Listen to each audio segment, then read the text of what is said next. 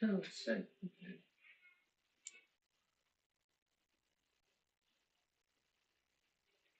Okay. Camera. Okay. Cinematic photorealistic video of the police officer in front of his child. Okay.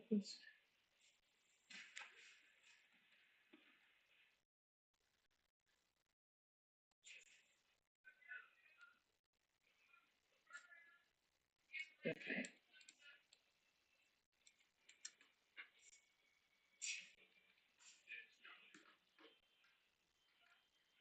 Okay.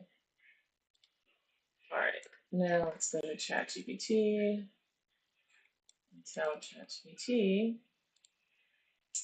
about our two photos.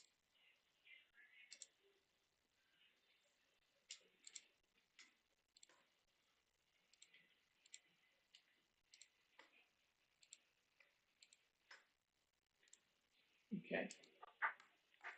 I have to break it up. Okay. I had to break it up to two different scenes because coloring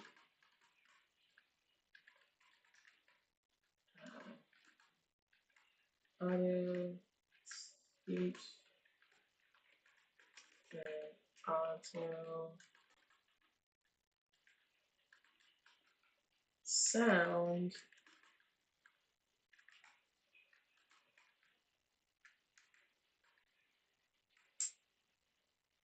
and auto sound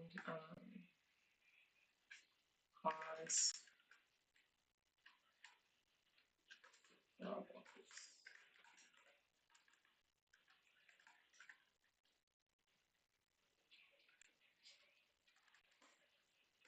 okay. Cause problems. I am using this prompt for just doing the dialing and dial dial tones up and your connection.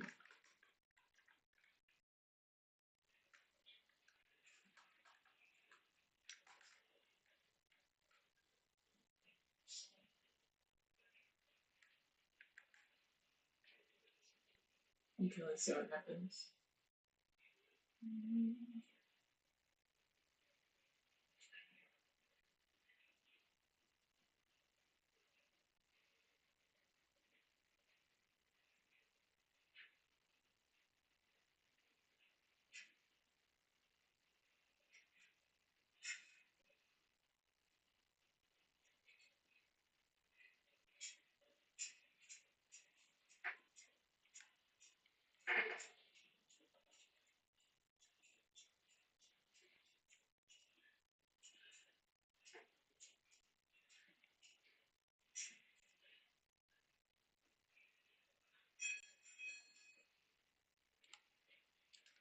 If I put nothing in the prompt for auto sound, nothing happens.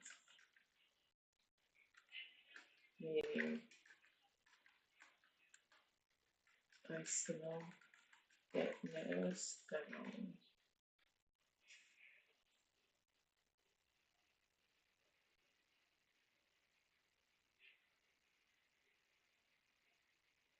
Okay.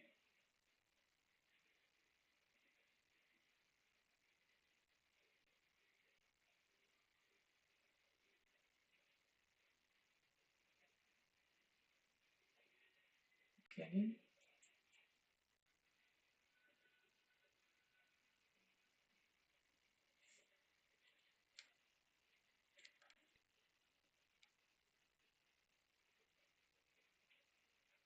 Okay, let's see.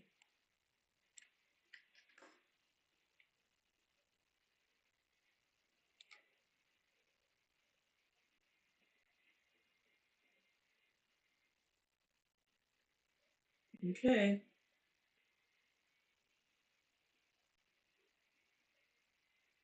All right. Must include all sound cues. Okay.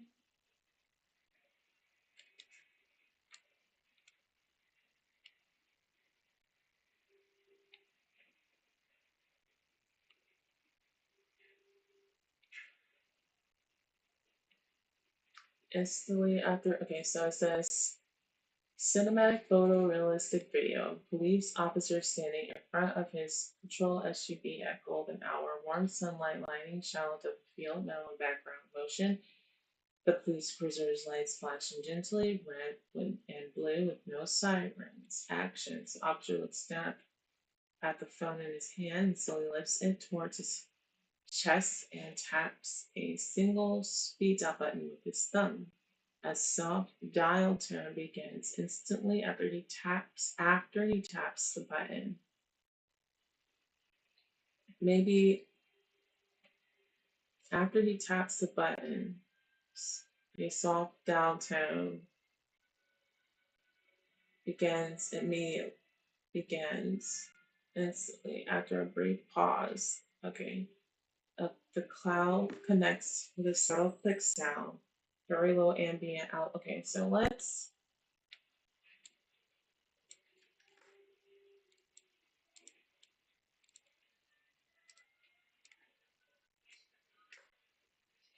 mm, see what happens.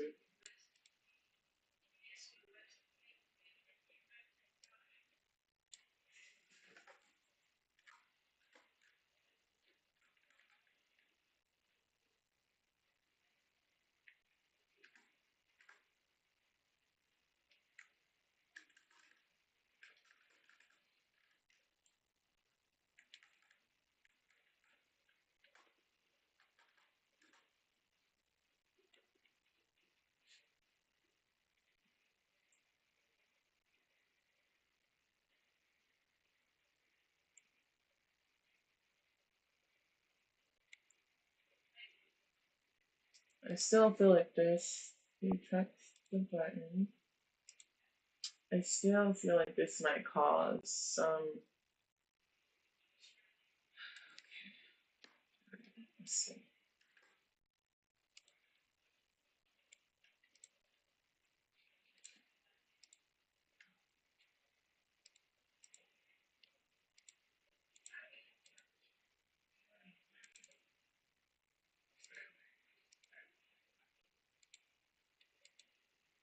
Okay.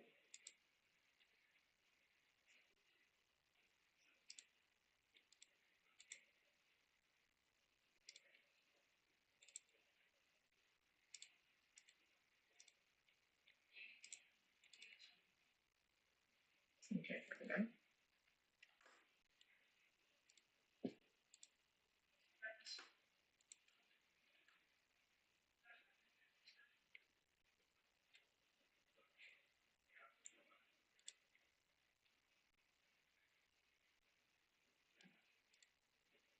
Let's see what it does.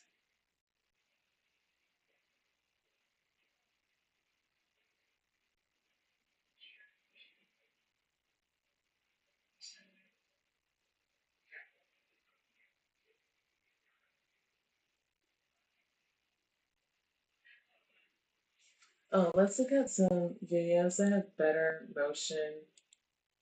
Ah, damn it. Okay, yeah, let's look at some that has better motion.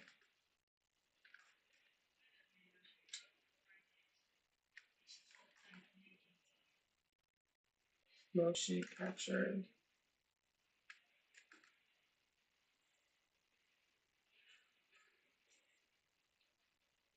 Which one is better?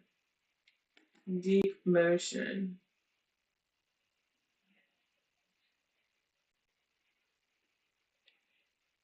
Uh,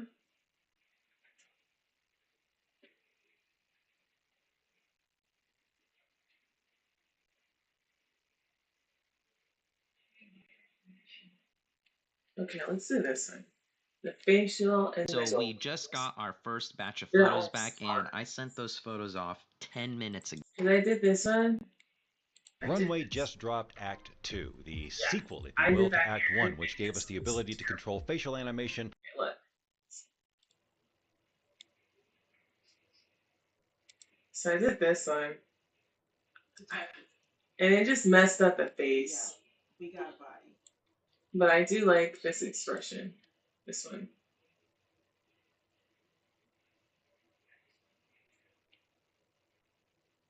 And I use my own gestures. Yeah, we got a body. With a driving video so that we could actually record everything we wanted to be transferred over to the video.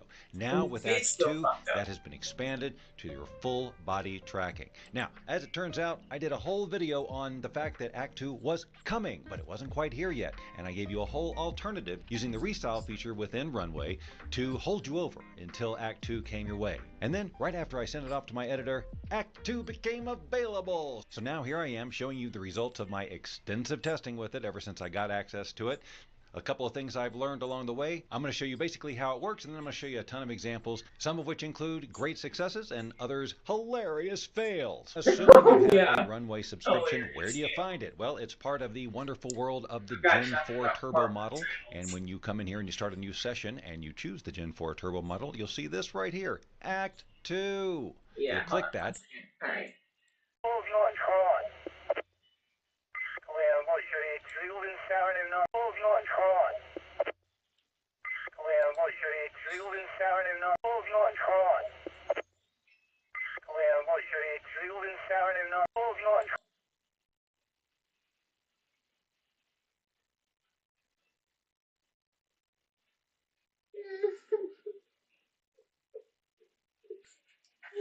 It just sucks that the.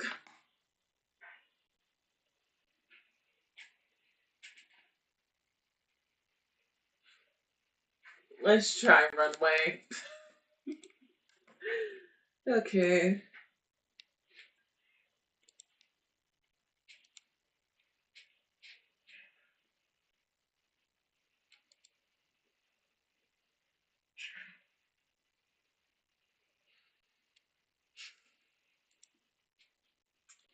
Okay.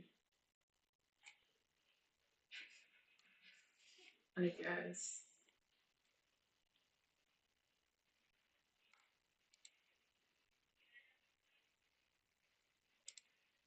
The video editors. Okay, let's see. Maybe let's see video.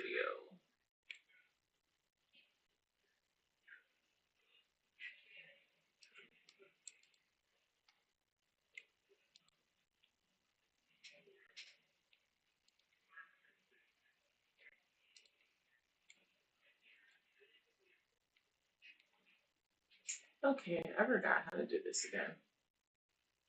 Limited video, that's right.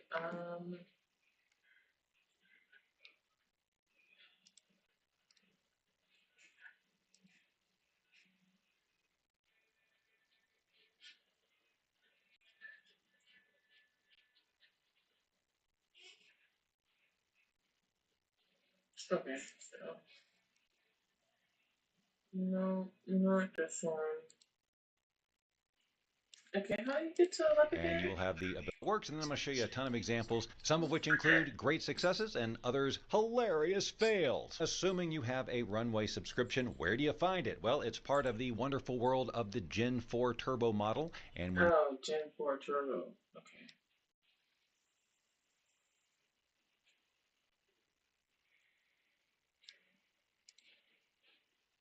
There. Using blah. Okay. you come in here and you start a new session and you choose the Gen 4 Turbo model, you'll see this right here, Act 2.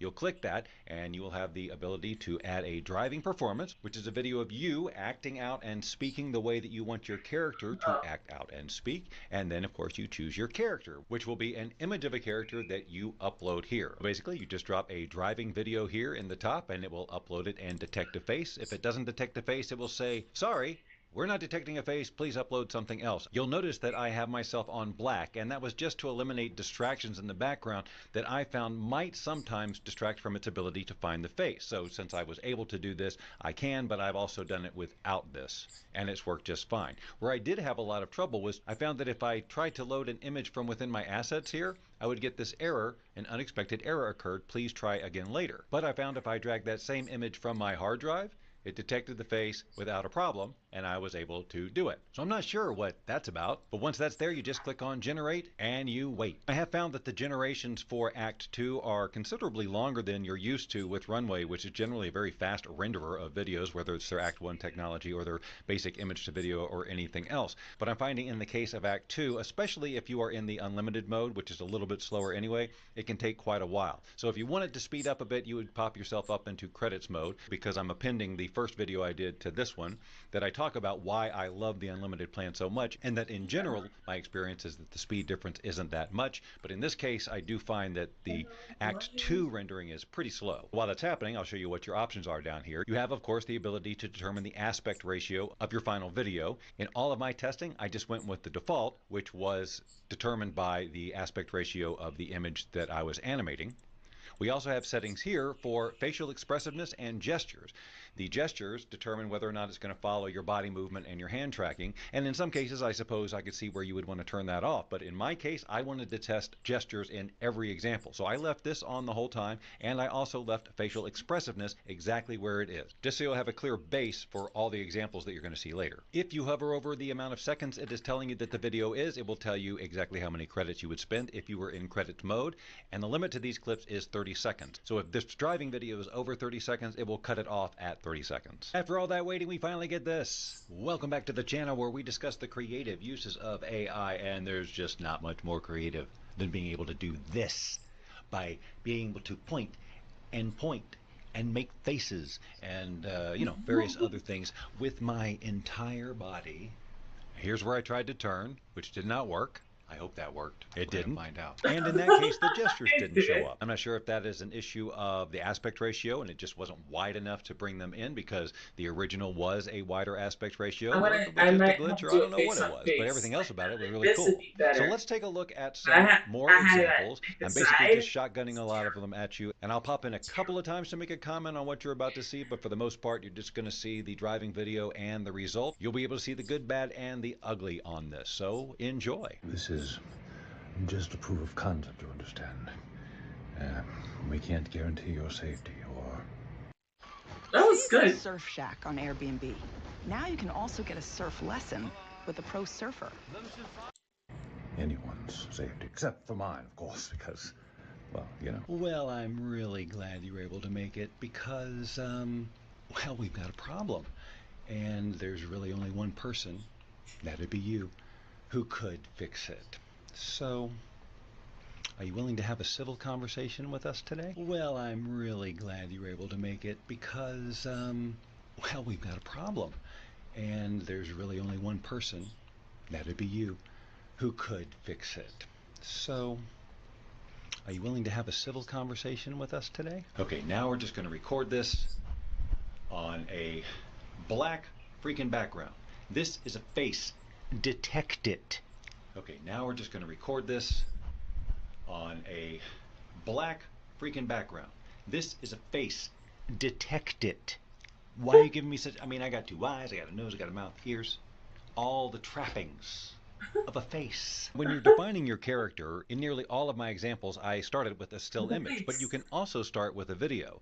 But if you do start with a video, you're going to be competing with the motion that's already in the video. So here's an example of that, and you'll see that the arms in the video take precedence over what I'm doing in the driving video. And you'll probably also be able to detect that there is some fighting going on with the lip movement that was there and the lip movement that is now being put there. Okay, now we're just going to record this on a black freaking background.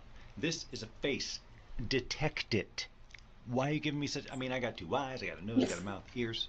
All the trappings of a face. Now, in this example, I actually tried to turn my entire body around, and you will see that it did not work at all. Welcome back to the channel where we discuss the creative uses of AI, and there's just not much more creative than being able to do this by being able to point and make faces and, various other things with my entire body.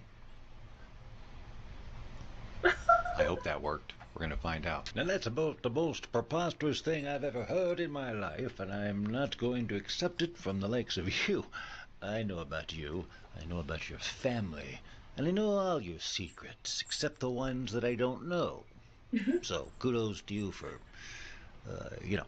figuring out how to keep that from me, because I got some pretty good sources. I got to talk to some... You know what? Do you have a phone I can use? Everybody knows how I love to dance. Love to dance. Love to dance. I do it every time I get the chance, because I love to dance. Yes, I love to dance. I don't love to dance. Hey, Wally, you still down in that hole? Because there's some people out here, and they've got like a ladder and I think a rope. So if you're wanting to get out, these guys probably can help. But if you're comfy down there, don't let me, I don't want to mess up your day. Opportunities like this come once, maybe twice, every couple of hours. If we don't act now, we're going to be here till I don't know, 7. And quite frankly, once the sun goes down, I start getting a little sleepy. So maybe we could just call an Uber. Hey, Lewis. Hey, look, I appreciate you getting those people to help me out here, but I gotta tell you, it's free cable down here, and Where is it? I won't say too much more, but they've also got the you-know-what's in the thing, and they don't ask any questions about the who's it, so maybe you want to come on down here. I don't know, it's your call. You don't need to tell me I've got a big nose, you big jerk. You got a big, what's that thing? Chin. You got a big chin. So, Okay, that's the weakest argument I've ever had. So overall, while it is not perfect, it is still very, very mind-blowing to me, and certainly a foreshadowing of what is to come. It comes to full body motion tracking without the need for any kind of markers or any other special equipment, with no 3D rendering skills required, and the ability to create nearly any type of character in any location. So now, as promised, I'm going to cut to the video that I actually recorded yesterday, which initially featured the official trailer from Runway Act 2, because I didn't have any examples to show of my own, but since I do, I cut that part out. I'll leave a link to the information page about Runway where you can watch their official trailer and learn about its proper usage. For now, if for whatever reason you don't have access to Act 2, or you're just curious about this other technique that I was talking about using their restyle feature, stick around, perhaps you might learn something. If you're familiar with Runway, you know they have a ton of great AI tools for video, and they have always been on the cutting edge, and one of my favorite lip sync solutions is their Runway Act 1, and what I love about it is that it's actually tracking my face doing all the emoting. It's not AI's decision on what the expression should be. And I love that kind of control. And now they're introducing Act 2, which allows full body motion tracking. If you can stand in front of a camera and do the acting yourself and put that motion to any character just with an image, are you kidding me right now? But it's not available quite yet for the general public. It is available to Enterprise Solutions and some of their creative partners. But until that time, they actually have a feature that comes close to this ability to direct the motion with an image and you guiding the motion with the driving video. It just doesn't necessarily maintain the exact same consistency of the image that Act 2 is clearly going to bring. But let me show you what can be done with a tool that they've had for quite some time. And it's actually done with an older version of their video model. So you'll just jump into the platform here, and you're going to drop down to where you choose the video model, and you're going to click on previous models, and you'll click Gen 3 Alpha Turbo. Now here you're able to upload a video. Now I'm just going to choose something from my assets that I've already uploaded, and it's going to ask me to crop it properly, which I'm going to do. This can take some time right here. Sometimes it takes a little longer than 30 seconds. Trying stuff, coding. That's what I like to do. Today we're just doing art. Oh yeah, that definitely took more than 30 seconds. At this point, we're going to choose the Style First Frame option down here, and it does you the courtesy of giving you the first frame of the video. And that's the one you want to apply some sort of effect to, which will then be superimposed onto the video. Let me show you what I'm talking about. So we can just download it locally here and then go into any program where you can do an image-to-image transfer to create a different style. I love OpenArt, as you all know, but all I have to do is go over to Generate Image, and then I'm just going to click the Flux Dev model. In this case, you could choose any model you want. You're just creating an image that you like, and I'm going to choose the composition reference, and here is where I will drag this image that we downloaded, and I'm going to up the strength to around 89 or so, somewhere in the 80s, and now I can apply any style with a prompt that I want. I I have could my say victim's fashion information store mannequin is sitting in and I a give a description. display chair in a busy store holding a toy puppy. We want to make sure that the image lines up as His close as possible with the original, because if the influence strength isn't 100%, there is going to be some variation. But there's going to be variation anyway, no matter how close you look. And that's going to be the strength of Act 2, is the variation you're going to see is not going to be transferred. For example, you'll notice that I'm wearing glasses and these are not. Let's go ahead and just use this one as the reference image. I'm just going to download it here. And then back in Runway, I can just drag that image into the restyled first frame. And now this video here of me just holding the Well, cat, not really saying much. The cat is kneading biscuits in my arm, and I'm just loving on it. And then I say something about that she's burrowing. For whatever reason, my browser's been cutting off the generate button, but it will say generate or something there that will not be cut off on yours, but I know that I can click it and it'll start. And one of the other things I love about Runway is things render relatively fast, and I'm not even using their credit system. By the way, I'm on their unlimited plan, and it's something I highly recommend for anybody who's into AI video, because we all know the stress of feeling like we're going to run out of credits. So it's just nice to have an all-in-one platform like this that has all of these really powerful tools, and I never have to worry about running out of credits. And I just live in the unlimited mode, which is technically a little slower, but it's still a lot faster than any of the other platforms that deliver final output video quality anywhere near this. This was maybe just a minute that this took. Get ready for this face to change a good bit, but let's see what we got. So now we have this mannequin rubbing now a dog instead of the cat that was on me. It puts some fuzzy hair, but you can see that it does a little bit of this distortion. So that's the kind of imperfection that you can get with this technique that obviously Act 2 is here to fix. But it doesn't always turn out wonky like that. Here's a few other examples. This one with the same driving video. This was the starting image this time, and it maintained the face pretty well. It doesn't do anything really distorted, wow. and this could definitely pass for a real video of a real guy petting a sloth, although I think the eyes are a little bit wonky because of how it lined up with the original image, which is why direction and position of everything is fairly important. Otherwise you might get some stray eyes like this. But this, I think, is a great example of what is possible in terms of creating a new character just with the driving video. Here's another one. I used OpenArt to create this starting image, so it's a rat now instead of the cat. I'm a scarecrow sitting in a chair in a cornfield. And again, it maintains it pretty well. We don't get a lot of weird tearing. The mouth is in the right place, and even when I eventually speak as the scarecrow, it works. And we've got a little eye on the rat's fist, so that's kind of weird. One of the things I've also found is if I try to transfer my face with this method onto a woman, it gets this more masculine shape in the face, and it doesn't really work that well. This is not that bad of an example, but you'll see that it did put glasses on the subject, even though there was not glasses there in the first place. But if I don't record with glasses, that's not a problem. But other than that, look at the detail. It looks fantastic. We've got the kind of crazy alien creature that's got, you know, eyes in the wrong place, but it's space, so it's okay. So if you get an idea of what your characters are going to look like, you could create entire scenes like this and create movies with consistent characters using sets and costumes and things like that that you can create with just a prompt. Now, I'm embarrassed to show you the starting video here, but I chose a different one, and this time I'm rambling on about something. Let's see, but did you know that you can create insane AI videos of yourself with Nano Banana and Veed Fabric 1.0? Normally, putting yourself in any situation would take big budgets, film crews, and weeks of editing. But this does it in minutes, and it looks real. You can even make product ads without ever actually touching the product, and you can bring those images to life as talking videos with your own voice and mannerisms. And the best part, you can do it all in less time than it takes you to drink your coffee. Links are in the description, so let's get straight into it. Alright, first things first, Nano Banana, as we know, works off prompts. Now, the better the prompt, the more realistic your video will look. So usually I start by describing who it is that I want in the video. Myself, somebody else, a character, where they are, is it a city, what's the environment, is it indoors or outdoors, when is it happening, daytime, nighttime, historical era, and lastly, what it is that they're doing. So, for example, instead of me saying a person in the city, I would say me walking through Tokyo at night, neon lights reflecting off wet streets, cinematic camera angle. Now, this level of detail helps the AI nail the visuals. Alright, next up, aspect ratio. Now this is super important because you want your videos to look professional on any platform. And Nano Banana, as we know, always defaults to a square 1:1 ratio. So you're going to run into some problems here when it comes to resizing the image, but here are 2 tricks that I use to fix it. Number 1, add it to your prompt. Simply include 9:16 aspect ratio in your... This is just a proof of concept, you understand. Alright, let's.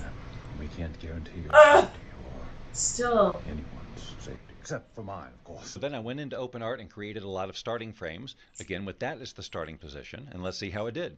Okay, maybe It that's just too completely complicated. changed the face. So if we don't get attached to this face and we edit out the starting frame, obviously, we could use this as a character. Just a proof of He's got conduct. crazy teeth, but he looks realistic. We can't guarantee your safety or anyone's safety. It's not the best voice for that particular character. Now this is one that really got twisty because he is looking down a little bit more than the original, and so we get this. This is Weird little eyes up here. It's like almost like a second set of eyes because it's just off. But aside from that, it looks great. So this is one of those things that I could generate multiple starting images until I found one that lined up better if I wanted to create a clip like this. And this is a tool I use a lot. It's incredible. Here's another one that changed drastically. this is just a proof. This I don't like very much because of the way that it did the skin, because it took the wrinkles and everything from the first frame, but then it applied them to this other face, and it just looks, you know, like I would never use that one. And here's a great example of the woman. Now, when I brought this into OpenArt, I let it just be natural and close to the shape of my face because it was going to do it anyway to minimize how much it changed, but it still changes a good bit. Watch. This is I know. It's disturbing to watch, and the voice doesn't help. Let's move on. Here's another one. this is That I thought was one of the best ones in terms of keeping the face like the original. If we start back at the beginning, it does change, this is but it's still the essence of that first character. we can't guarantee your safety. You'll see, I mean, it replaced the green screen with the room that I described and everything, and it's following the camera movements as if it's a selfie. So it can give you a similar result to what they're promising with Act 2. Here's another one now. It's a little off because you expect this to be the mouth that opens when it talks, but This is just a proof of concept, you understand. We can't guarantee your safety. so it's just got a I'm surprise just putting mouth. this here so I Here's have a another example placement trying of to use a everything. gorilla face. Actually, I think I put a Bigfoot. So again, we've got a usable character here. We can't guarantee your safety. It's just not exactly what the first frame looked like. But Except for mine. I can at least add the other dot. Here's another example where in OpenArt I used the influence strength and I popped it up a good bit so it would try to maintain the shape of my face, but it ended up creating this sort of strange shaped animal This is that now has eyes on its forehead. And So audio. I still could use it, but this would have to be the lore of the character. except for mine, of course, because I tried with something more of a Pixar style, this is so it changed it, but it's still in a Pixar style. we can't guarantee your safety or anyone's. This is just another take on the same idea. This is Still changed the face a good bit, but it stays consistent throughout the animation, so I could use it.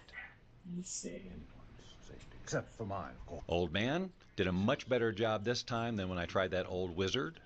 The teeth are a little strange. We can't guarantee your Okay, they're really strange. anyone's safety. And here we tried the superhero, Okay, so let's select and it our worked great. video. Proof of concept, you understand. The one, this one. We can't guarantee your He safety. has big teeth, though. Safety, except for mine, of We course. can record. Ooh. I tried it with the Bob Doyle Media logo on it to see if that We'll would stay record it, consistent. Now, and it right then- now is not perfect, but it does say Bob Doyle Media, and it is the logo. But over the course We'll of the record it. animation, it does shift a little bit. Every time he turns the head and it comes back, it's just a little bit different. I think it says like Bolo the something or other. I don't know. So it does shift a little. But look, this is why they're doing Act 2, so that you See have how a it works, solution so that it you can has, actually like- use and that is predictable and consistent. And I, for Alright, we're one, gonna do cannot recording. wait to get my hands on it. I Yes. really think it's going to change how I do everything. And the ideas that I've had in my head for the longest time, now I can just act out and know I can be that character. Oh my gosh, I can't even believe it. I can't wait. I wonder if you're as excited about this as I am. Maybe you could tell me in the comments, I don't know, if these are the types of technologies you are excited about, like me, then why not subscribe to this channel? Because this is the type of thing we talk about all the time. If you subscribe now, I will not look for you. I I will feel like not I pursue should- you. I feel like I But if you should do put not, more. I will look for you. I will find you. And I Okay, let's try. Kling 2.5 Turbo is now on Artlist, and it's the most precise video model yet. How precise? Allow me to demonstrate. Well, You see, I this is a feel like I big, should put powerful more, model, but it so it also has gets 10 the more job done. seconds. What is it doing? It'll do exactly as the prompt says. Get a shot at that. That's precision for you. Yes, helicopter man. Kling 2.5 Turbo is 7 powerful and seconds. precise. Get it on Artlist. What a You simple will only take gorilla. like So go to 1 Artlist and start to creating 1 without second. limits. Less than that? Alright.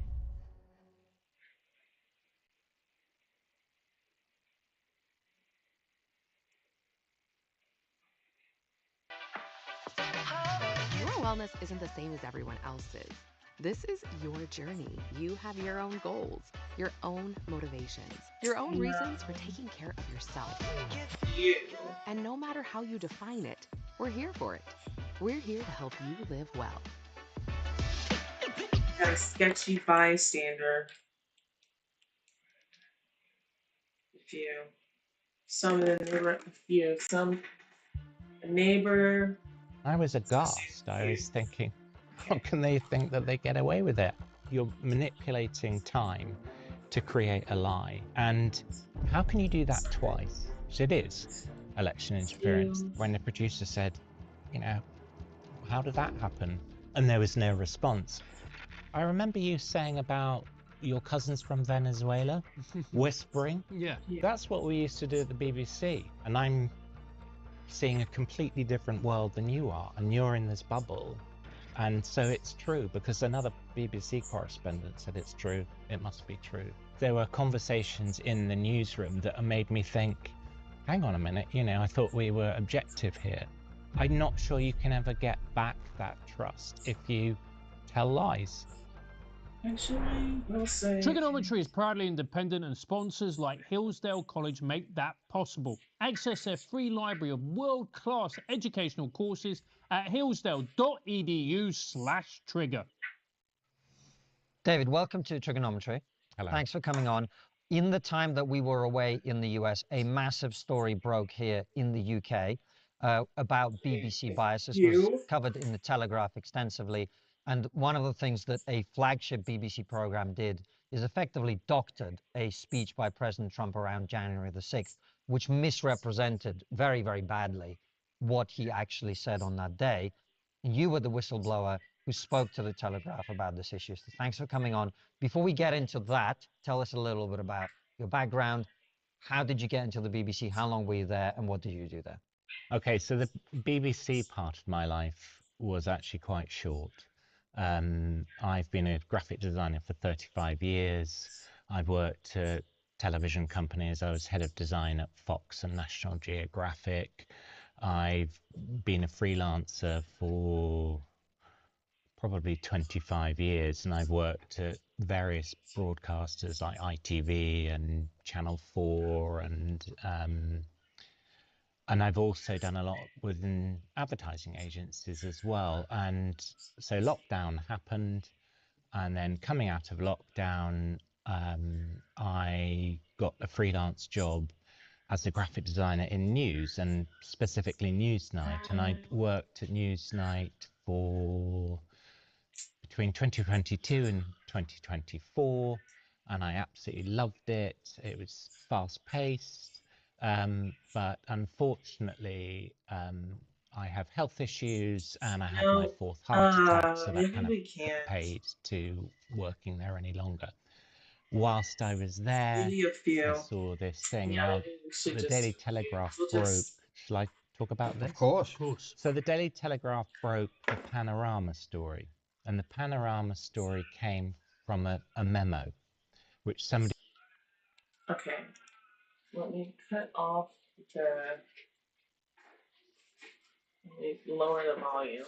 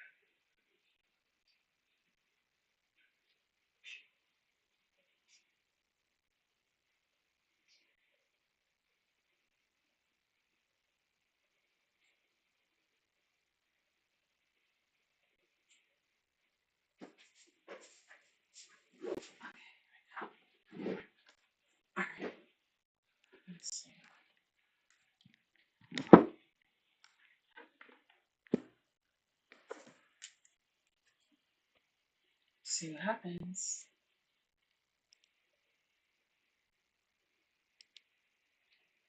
A few.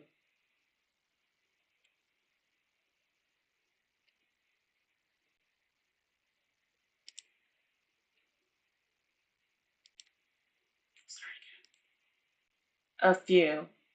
Oh, no, I stopped. A few. Okay,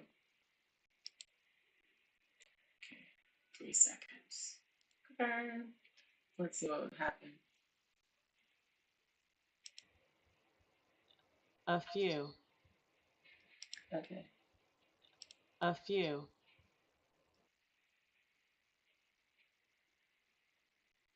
A few. Let's do that. A few. A few.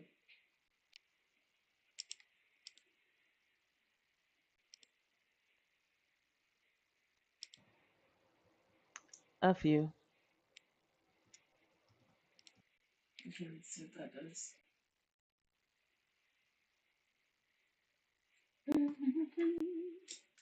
Within the BBC said that there is bias within the BBC, specifically cited this panorama edit where it has the Trump saying we're going to get to the Capitol Hill, and then it spliced for 54 minutes later, and we're going to fight like hell. We're going to walk down to the Capitol, and I'll be there with you, and we fight. We fight like hell. And if you don't fight like hell, you're not going to have a country anymore. Now it is up to Congress to confront this egregious assault on our democracy. And after this, we're going to walk down, and I'll be there with you. We're going to walk down. We're going to walk down anyone you want, but I think right here, we're going to walk down to the Capitol. And we're going to cheer on our brave senators and congressmen and women. Bro, they and we're doctored probably that not shit. going to be They're cheering lies. so much for Look, some of them. they tell you the father of lies is who? And their children. But I said, something's wrong here. Something's really wrong. Can't have happened. And we fight. We fight like hell. And if you don't fight like hell, you're not going to have a country anymore. Our exciting adventures and boldest endeavors have not yet begun. As soon as I saw that, I thought, I've seen that before. I know I've seen that before. So I contacted the Daily Telegraph and said, look, I've seen this clip before. This isn't the first time they've used this clip.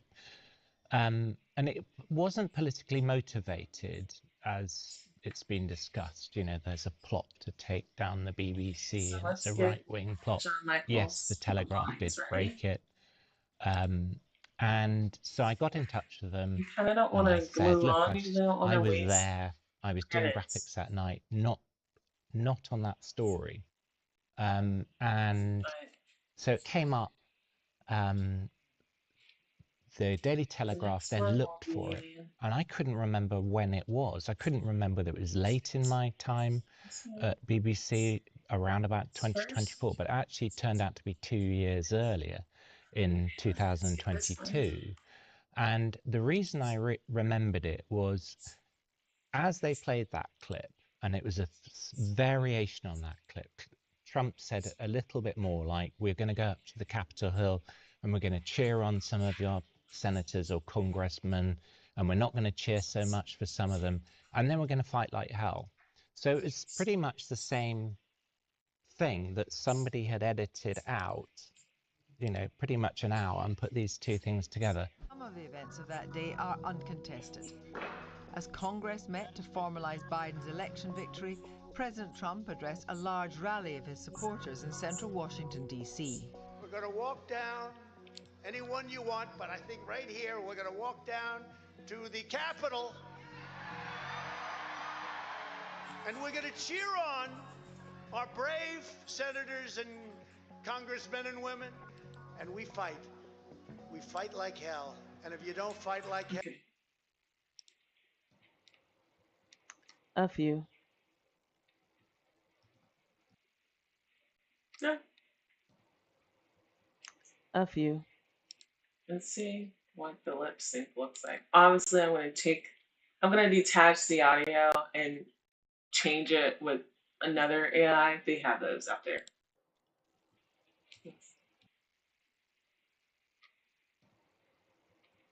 A few.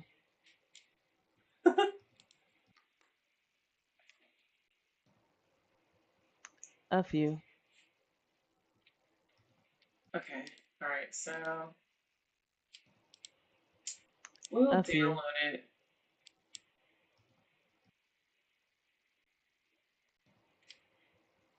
A few. We'll download it, cut that out, but all right. I'll obviously change. I will obviously change the that voice because it's so weird. All right, so let's do text to video again. Image to video, sorry. So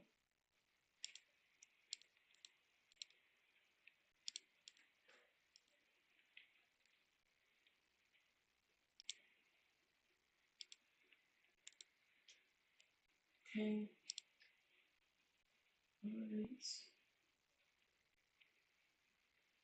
All right. Hell, you're not going to have a country anymore.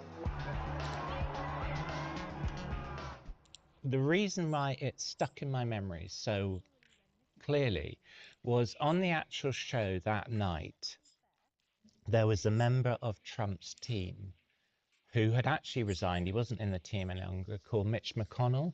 And he said, hang on a minute, you've spliced those two things together, and called out that edit and saying, look, this is what we're dealing with American media or the mainstream media, whatever he said, is this false depiction of Trump.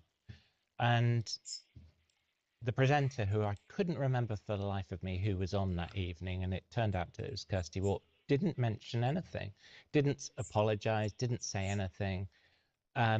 So it was mentioned by this guy. A bunch of different questions there. Your video, and I'm no apologist for the president on this. No, I'm not suggesting you are. I'm not suggesting you are. But what I'm saying is that your video actually spliced together the presentation. He said we're going to go down and we're going to cheer on our senators and our House members, and then it actually goes on to say, in some of them we might not be able to. And that line about it, we fight and fight like hell, is actually later in the speech, and yet your video makes it look like those two things came together. That's the type of messaging here that so many people in my country find frustrating, is that it's hard to actually get the facts. The young woman from BuzzFeed is absolutely right. It was a violent attack, yet there were people, and there's video of people walking peacefully through the Capitol building. If we're going to have a debate about what this was and prevent it from happening again, I think part of that is to make sure that we are straightforward in our presentation of what actually happened. And the next morning, I was a lead designer, which means, or sometimes as a freelancer, I was a lead designer. And that means that you go to editorial meetings. And an editorial meeting is not the VT editors, it's the editorship, you know, the curation of the show. And so they brought this up. Somebody, a producer, and I tried to get in contact with somebody to find out, because I couldn't remember who it was. One producer said, hang on a minute, how did that clip go out? You know, why did that clip go out? And the editor at the time, or a senior member of staff, said, oh, well, it's gone now, it happened. And I just thought that was extraordinary that you could, you know, get away with making such a falsehood out of such a long, because Trump rambles, you know, we all know this. He could have been talking about his soup. And then they put these two things together. And a friend of mine at who was trained by the BBC said, this is the rule number one. You know, when you're trained at the BBC, Dialogue. you know, you don't falsify footage. You don't clip footage to give a completely different meaning. So how did it happen? If that is the training that people at the BBC are given, how did that? Because that is an extraordinary thing for a flagship program to broadcast effectively a doctored clip. I mean, that's what it was. It was doctored. Yeah.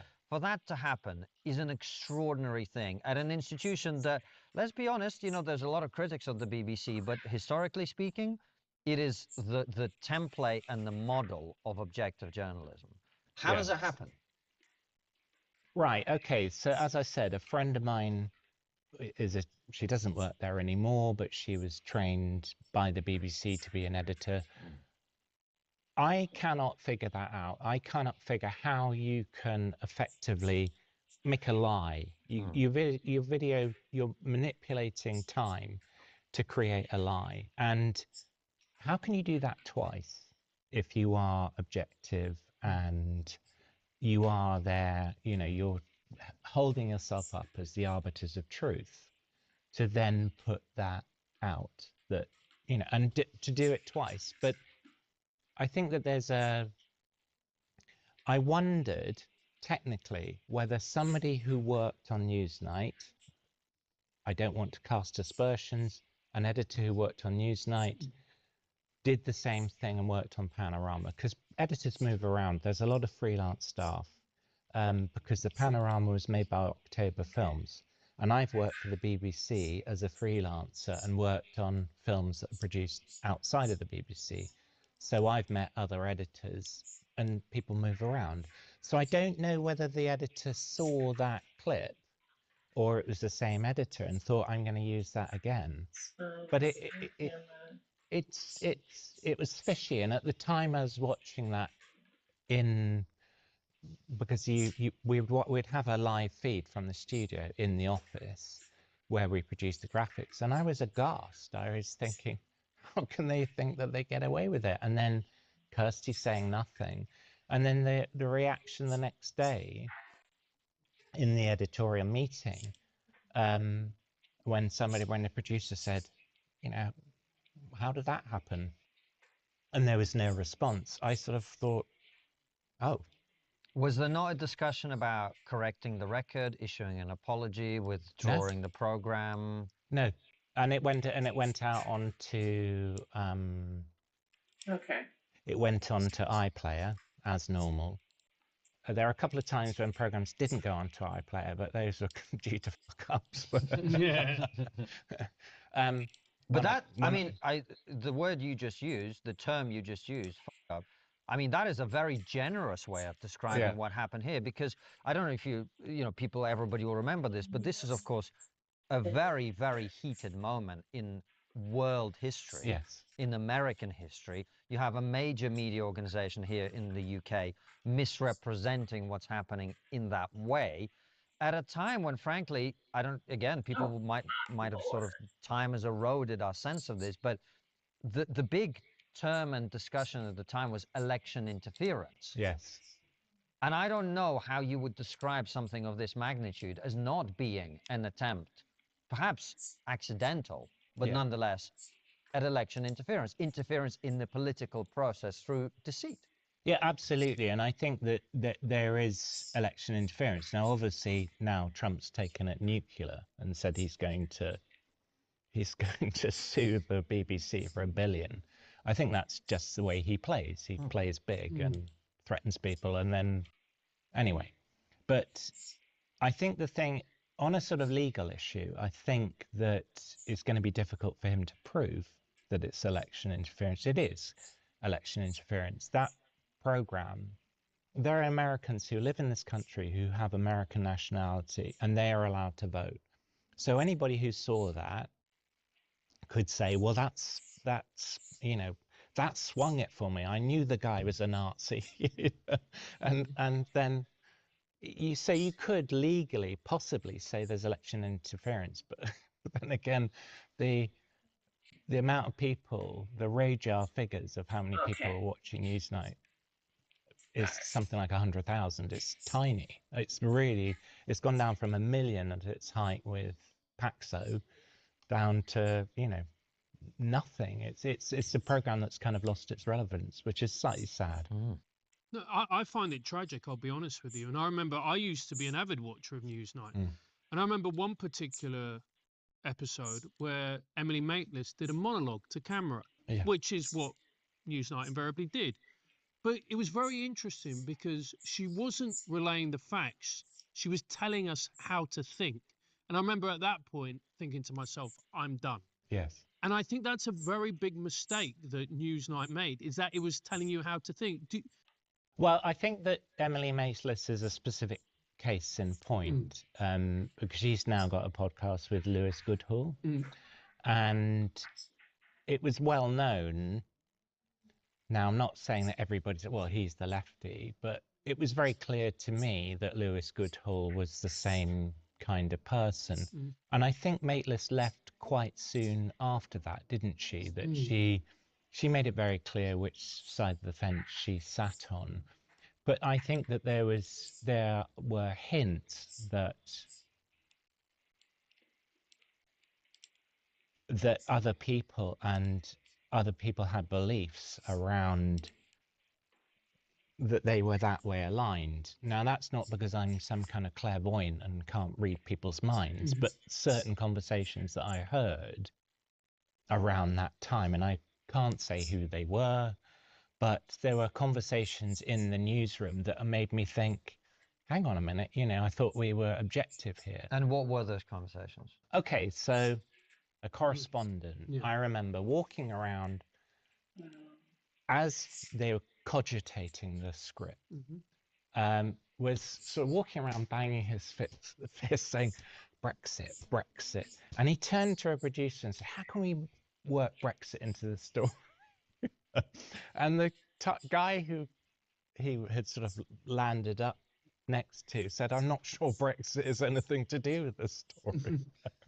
And I was thinking, this guy is shaping opinion, and you are trying to work something in that isn't. Okay, so there's another one. So there's a senior correspondent talking about, and it was, so you get in early at the BBC, you get in at lunchtime, the stories don't really sort of solidify until around about 4 p.m. You know what's kind of on the cards, but scripts aren't coming through.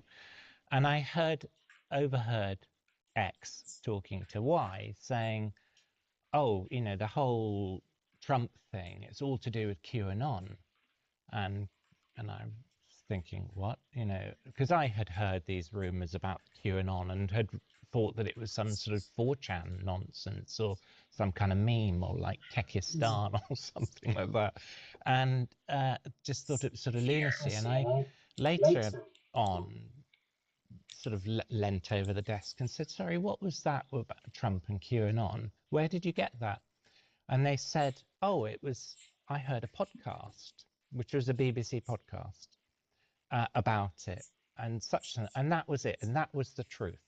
The fact that somebody at the BBC had heard somebody else at the BBC explaining the Capitol Hill, whatever they called it, what did they call it, the insurrection or something, as the reasons for it were QAnon, etc., etc.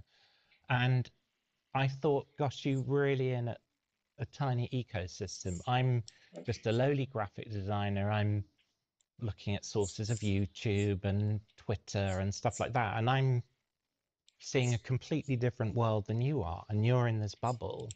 And so it's true, because another BBC correspondent said it's true. It must be true.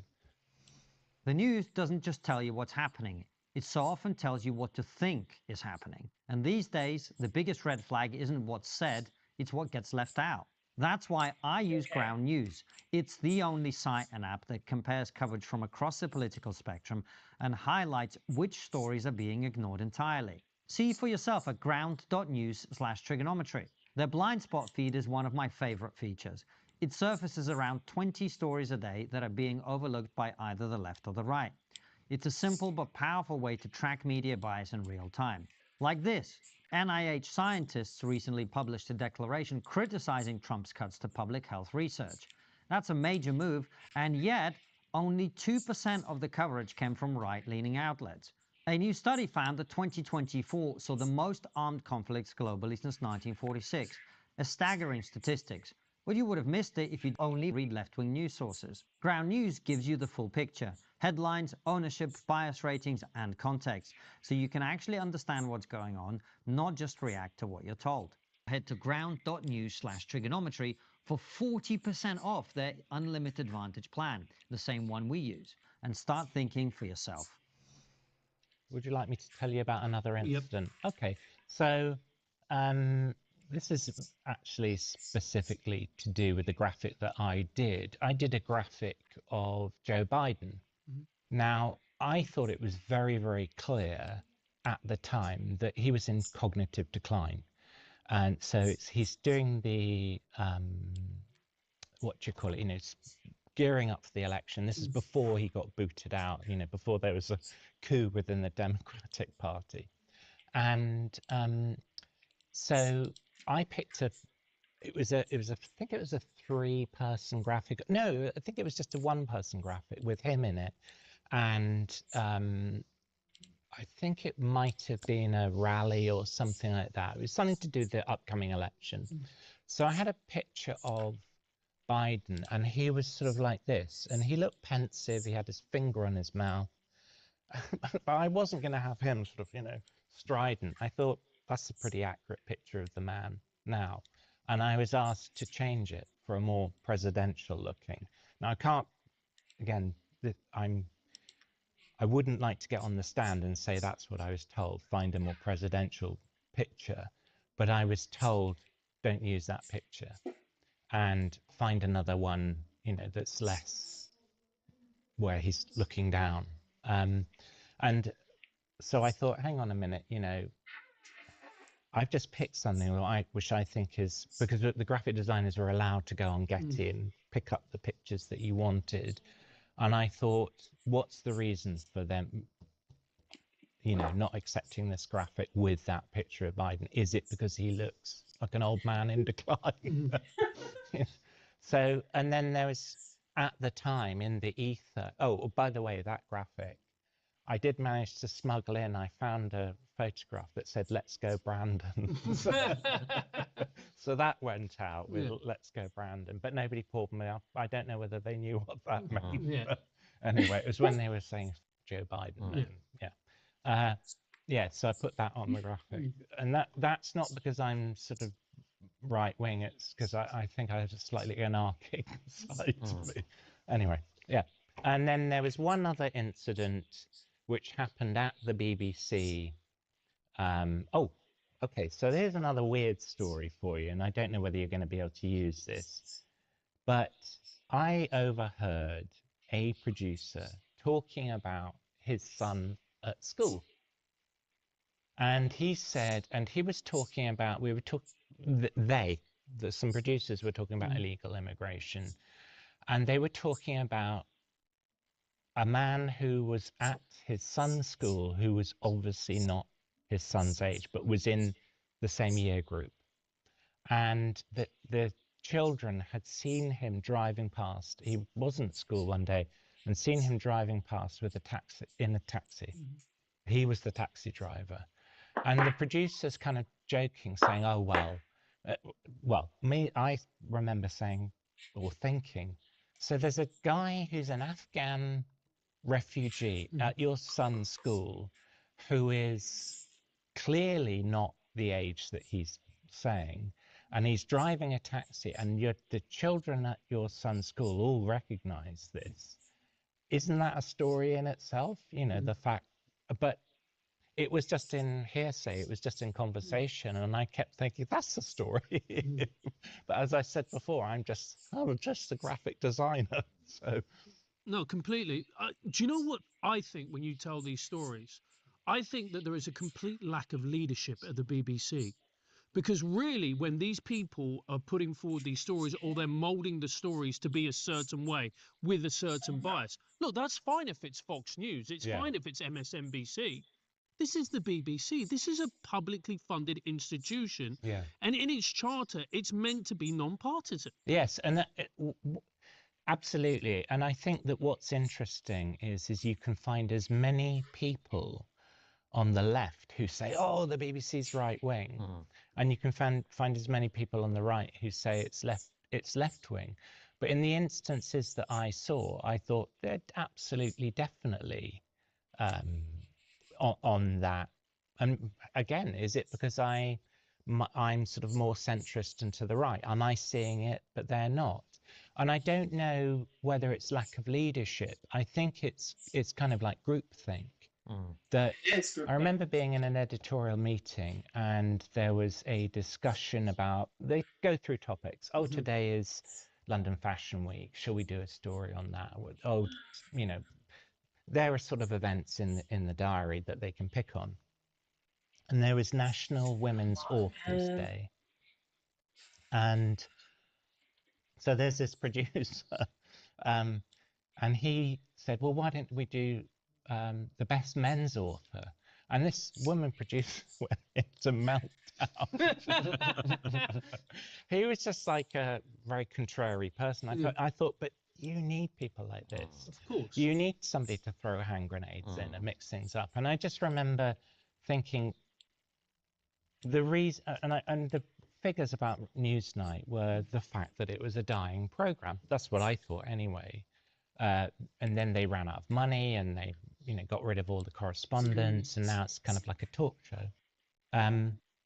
But I thought, why don't they get people like you, people like Russell Brand in and liven up and get the, because you guys, if you were to be on Newsnight, and I know you guys do this, you strip it out of the, you clip it and you put it on, you get more people watching their program, more people watching your program. You are doing the kind of publicity. Okay. Way to start a morning. Any eyewitness reports. Way to start a morning. Any eyewitness reports. Obviously, I would change this. Way to start a I forgot to change this too. But I do like it. It looks pretty good. Way to start a morning. Any eyewitness reports. Okay. Come on, man. Dum, dum, dum, dum, dum, dum, dum, dum. If that goes, we'll use that one. And I thought at one stage, yes, and I mentioned this to you, that I said, why don't you get Konstantin Kissin in? And one of the who I spoke to said, oh no, we're not having him in. I've done a lot of stuff on the BBC. Yeah. So I don't think it's a universal thing, but I definitely think there'll be some reluctance. And, yes. It was actually Rod Little who said to me once, he said, oh, you are now on the BBC's dial a cunt list, which is, you get 5 people, one of them has a moderately centrist opinion. But we're joking around. I think it's important to also be fair here. For example, your point about the Joe Biden graphic. Yes. I can totally see from an editorial perspective how you would also be accused of bias if you did present Joe Biden in an overtly kind of decline-focused way, right? Absolutely. And there's a story around that as well, that talking about the left-right, bias, and anybody can see it from any angle. There was a bit of a hoo-ha about Corbyn. Jeremy Corbyn. A graphic went out with Corbyn wearing a hat. He used to walk around with that sort of Beatles hat, and the BBC were accused of making the hat bigger. And there was a whole inquiry because Corbyn had get on, the BBC is biased, they're biased against me. And it was a Newsnight thing, graphic, and they had to prove, they had to do a side by side. They had to prove to the Board of Governors that they hadn't manipulated this image. So they are, and as I said, I don't know why somebody rejected my graphic. Maybe it's because he had his hand on his mouth. Maybe they wanted, the 3. I think it was a 3 header. I don't know, but it might have been, we want him to be looking out of screen right, or I don't know. But, and this is the thing about trying to second guess people, you can't read people's minds. Yes. The point I was going to make, though, is you say, well, lots of people on the left think the BBC is right wing and whatever. A lot of people say that. I actually think it's a little bit more nuanced than that. Yes. In that the people on the left who think the BBC is right wing tend to be on the extremes of the left. They are far, far progressive, way out there people. Not really. My uncle and aunt were saying it last night. Really?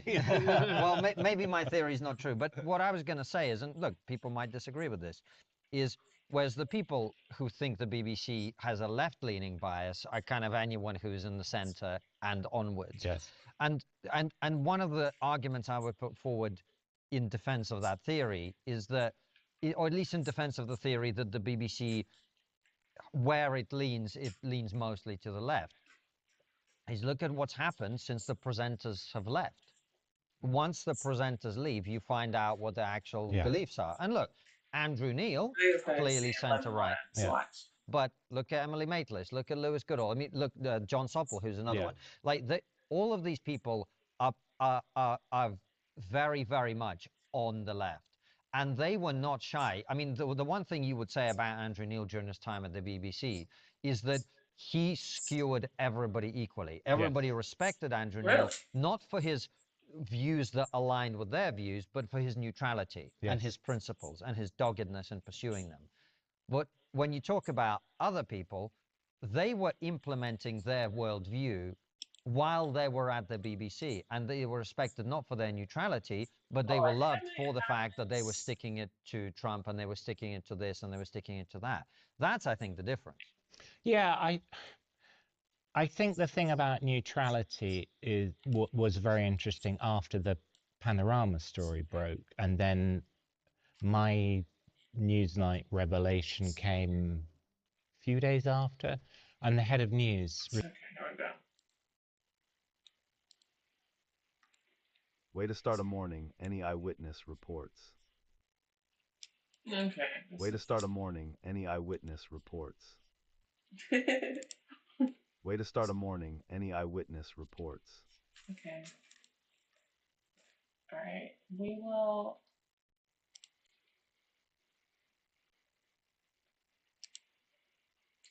start this. Resigned, and she called it an error. A few. And and I think that's the difference, is you can make mistakes, but you can't make that kind of mistake. You cannot be, and as you say, that I think even on the Today programme, and I can't remember the chap's name who presents that, but even there was no apology. There was no, we fucked up big time here. This should never have gone out. This is an obvious case of bias. It was a mistake. Oh, we made an error. And the thing is from what I saw from the people that I were around were pretty much seemed to be of that ilk, that they are, nobody's going to rock the boat. Nobody's going to, like around the whole, Joe Rogan, ivermectin thing, that you PrepAway helps you to pass IT certification exams easily. That opened my eyes to a media landscape where people are pushing, I know it's such a cliche, pushing a narrative. And you get the feeling that within the BBC, they can't see beyond, their own, as I said, their own bubble.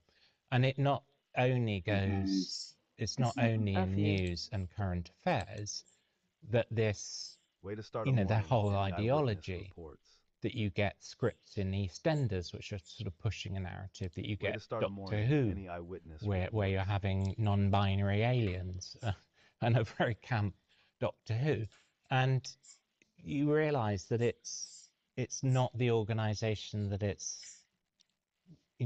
purported to be. There are people within the BBC who I admire and met in passing, and so let's say Frank Gardner is the security guy, but anyway, I met Frank Gardner in the cafeteria one morning, and I'd just seen him on there's a massive jumbotron as you go into the reception at the BBC. I'm sure you've seen it. And I'd just seen him in the morning as I came in for my morning shift, or in the morning, and I met him and I have a great deal of affection for that guy. I mean, who can't have affection for a guy who was blown up in Saudi Arabia by Al Qaeda? You know, you would expect that guy to be but then, you know, we have affection for the BBC, and I think that the worry is, how long is that affection going to last? How many mistakes can they make before people say, hang on a minute, this isn't how many people are going to see cuts on news, social engineering on kids programs and entertainment before they say, hang on a minute, this is not it's not worth the license fee? And I think it was, is it 100,000 people last year stopped paying their license fee? Detective, I read that it was 300,000. 300,000 either refused or stopped paying. Yeah. I mean, Extra. I'm not here to. So let's say Frank Gardner is the security guy, but anyway, I met Frank Gardner in the cafeteria one morning, and I'd just seen him on there's a massive jumbotron as you go into the reception at the BBC. I'm sure you've seen it. And I'd just seen him in the morning as I came in for my morning shift, or in the morning, and I met him in the. And I have a great deal of affection for that guy. I mean, who can't have affection for a guy who was blown up in Saudi Arabia by Al Qaeda? You know, you would expect that guy to be but then, you know, we have affection for the BBC, and I think that the worry is, how long is that affection going to last? How many mistakes can they make before people say, hang on a minute, this isn't how many people are going to see cuts on news, social engineering on kids programs and entertainment before they say, hang on a minute, this is not it's not worth the license fee? And I think it was, is it 100,000 people last year stopped paying their license fee? I read that it was 300,000. 300,000 either.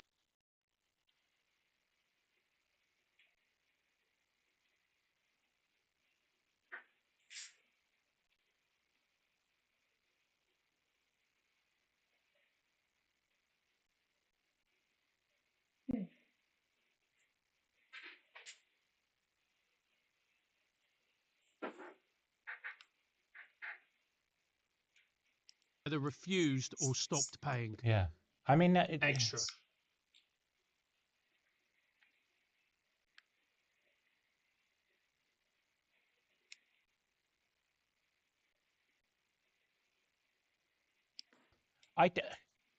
I'm not here to,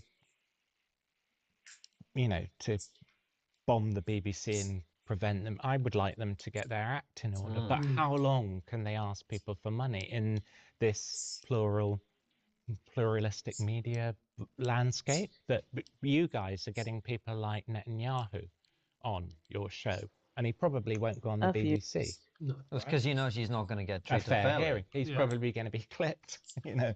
So, you know, and I find that very interesting. How long can you effectively run a state-run media organization where you get and effectively tax people to own a color TV, and you're putting Detective, we have a body. Mistruths. Way You're to start putting a out morning. Any lies, eyewitness reports. and you're putting out entertainment that people are saying, hang on a minute, I just wanted to see a Time Lord traveling around. I don't want to see non-binary aliens.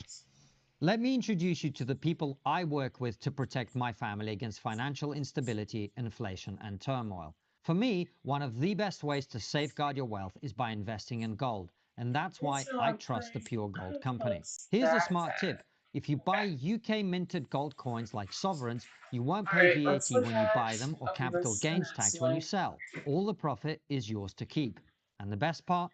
Gold is a completely private investment. It's outside the banking system, so it can't be manipulated by governments or anyone else. Unlike digital assets, it's yours in the truest sense. The Pure Gold Company is trusted by first-time investors and seasoned professionals alike. What I really appreciate about them is a knowledgeable, pressure-free approach. They explain everything clearly so you feel confident about your decisions and they never push you to buy. Physical gold has stood the test of time as a store of value, and it offers peace of mind that other assets can't match. It's reassuring to know that even if the banking system falters, your gold and its value remain safe. Whether you're looking to diversify your investments, protect your savings, or just gain the security of owning a real physical asset, we highly recommend the Pure Gold Company. Click the link in the description or go to pure-gold.co/trigger to get your free copy of the investor guide. That's pure-gold.co/trigger. Take control of your financial future today. It's a quite a profound point. I guess my question is this. Part of the criticism of the BBC has always been, look, the reason the BBC is in the mess it's in is because it employs a lot of people from the same type of background. They tend to be very middle class. They tend to be university educated, probably Red Brick, probably Oxbridge. And as a result of that, you get the same type of people, you get the same type of opinion. This isn't representative of the average person in the UK. How much do these type of people, how much does Emily Maitlis have in common with someone from Middlesbrough, for instance, in a council estate? Do you think that is at the nub of this problem? I think so. And I saw that with, occasionally they would send a producer up in a car somewhere. And I thought that they weren't. Somewhere dreadful. Yeah, it was like, go meet the plebs. Don't stay too long, you might catch something. And I don't think that they were doing that enough. And I think you're absolutely right. There was a particular type of person, but there were people willing to do proper investigative journalism, like you had Hannah Barnes, who did the, the trans story and the what was that clinic called? Tavistock. The Tavistock, and go into the Tavistock. So there are people still wanting to put out really important stories, but there are a lot of people, as you say, who are of that ilk, as you say. They're university educated. You have to be fairly bright to work there, and they all have that same kind of left-wing-ish. And I think that it goes deeper, that the left see themselves as the good guys, and that Control and domination, that's the goal of all power systems. They can be resisted, and should be. Like The Guardian, we are the good guys and you're the... There are people still wanting to put out really important stories, but there are a lot of people, as you say, who are of that ilk, as you say. They're university educated. You have to be fairly bright to work there, and they all have that same kind of left-wing-ish. And I think that it goes deeper, that the left see themselves as the good guys, and that like The Guardian, we are the good guys and you're the Nazis, stuff like that. So yes, you're right. I think they need to get out more. I think they need to hire people. It's that whole question, isn't it? It's not diversity of skin color, it's diversity of thought. Because I don't understand, and maybe people do have these discussions and they're having them behind closed doors, why they're not looking at the numbers of people not renewing their license, of people not coming back to the BBC, declining viewing figures, and quite frankly, bricking it, going, well, we're all going to be out of a job here if we don't sort ourselves out. I think there's a certain arrogance about the BBC. There's a certain arrogance about people that they are the gold standard. And that's sort of, I'm sure you two watched TV in the 1990s and you had Paxman on, Paxo on Newsnight. You had brilliant comedy, whether it was Only Fools and Horses. And we all have an affection for it. And that's why it's sort of, I think, clinging on. Actually, let me hear this one. Way to start a morning, any eyewitness reports. Because I don't hear any noise. Way to start a morning, any eyewitness reports. Okay, so. Way to start a morning, any eyewitness reports. let's add in here the noise. But they are constantly eroding that affection. And I thought what was interesting was in the news article about the whole panorama thing, it said the BBC is still the most trusted news source. And I thought, I Google that. Where is that coming in? Is that true? How long can that remain? That they are the most trusted? Main trust in the BBC by party voted for, Brexit party. The only people are basically Democrats who believe it. Source if they keep doing stuff like this, and how long are they going to realize that? I can't remember when you said 300,000. It's like a massive amount of money that they're missing out. It's almost like $1 billion, isn't it, or something? If you keep losing $1 billion a year, where is that organization going to be in 5 years, 10 years, and why aren't they doing something about it? And I think this is the struggle at the moment, and I don't know the politics within all the higher ups. I can't remember what do they call the. So you've got the chairman and you've got the trustees. Is it? They call trustees. What are they saying to each other in that room? Let's see. Are they saying, for God's sake, get it together? We need to get some right-wing people. We need to have other viewpoints. But this is why I think the point about diversity of background is actually so important, and Francis makes a very good point, as he always does, about the working class being underrepresented. Thank you. Yeah. But I think it's not even just about class. Sometimes it's as simple as geography. I remember making this point at some point while I was on the BBC about the fact that, well, diversity of skin color is really important because we have to reflect our community. And even if you accept that as a premise, the problem is that all of these people live in big cities, which are very diverse ethnically. And I made the point, well, what if you're watching a BBC program in Hastings? Yeah. Are you still representing your local community? Because, I was just in Crowborough filming protests against an asylum hotel, a military base that is going to potentially be used for that. Crowborough, through no fault of its own, a very welcoming place, is 96% white. Now, if I'm watching the BBC in Crowborough, that is made by people who want to represent their local community, which is inner city London, does that represent me? Am I watching a program that reflects my community, the values of my community, the backgrounds of the people in my community? So sending someone on an expedition to Crowborough for a couple of hours isn't enough to give you the perspective of what it's like to be living in one of those communities. And that's why it's really actually, I think, important that the BBC is not allowed to do what it has done, which is become an elitist club for people with one particular worldview, in a way that Rod Little, who I mentioned earlier, who was the editor of the Today program, I think, or was it Newsnight? No, I think it was Today. Yeah. Would never in a million years be allowed within a barge pole of the BBC.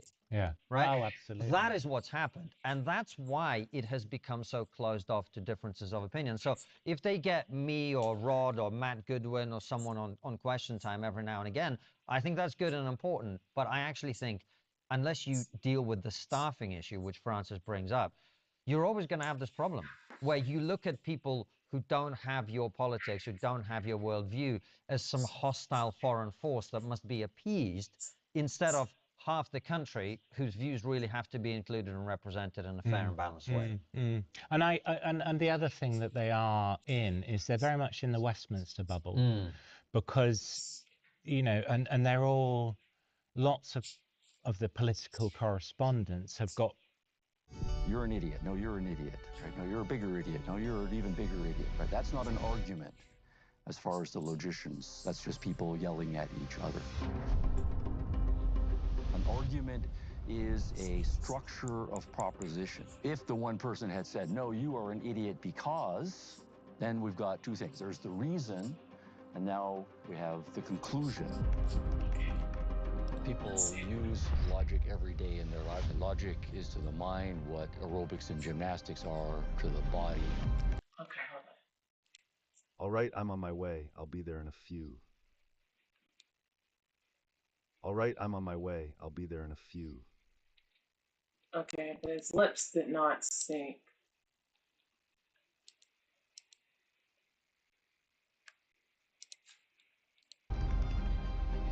What's the structure of the argument? What's the pattern of the argument? What's the form of the argument? Oh, wait, but did I hear any?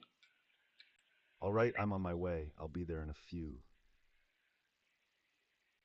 All right, I'm on my way. I'll be there in a few. Yeah, there's like no freaking sound. Like, there's no sound that comes from this other than the speech.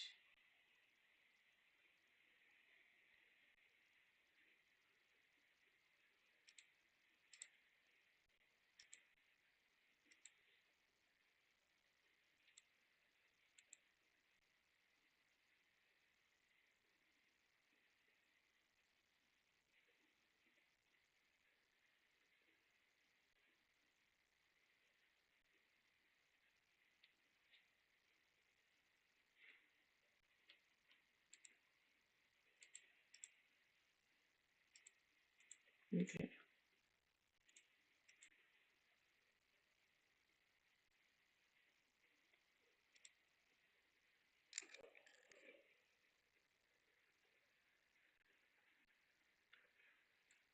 Oh, that's why. Okay, that's the cue.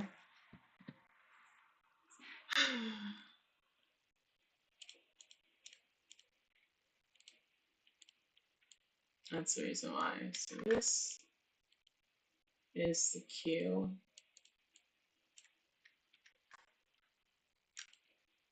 And then for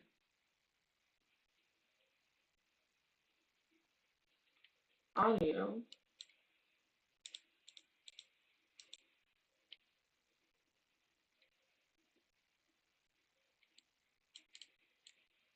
that, oh shit.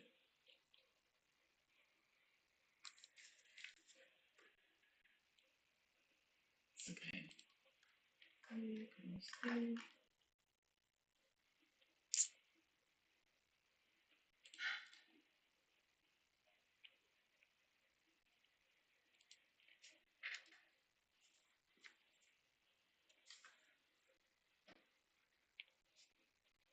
If you want to get people to believe what you want, the hard way to go is you have to present your evidence. You have to handle their uncomfortable questions and have good answers to all. That's very hard.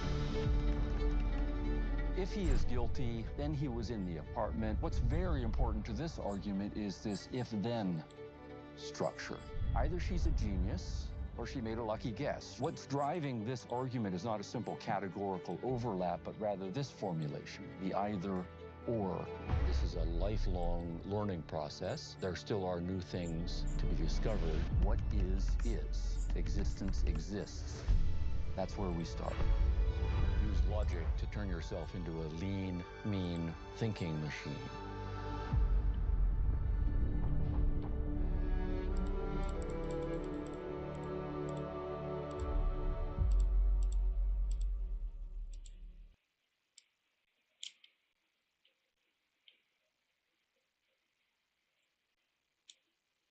You know, people that they can talk to within the political parties on pretty much on speed dial.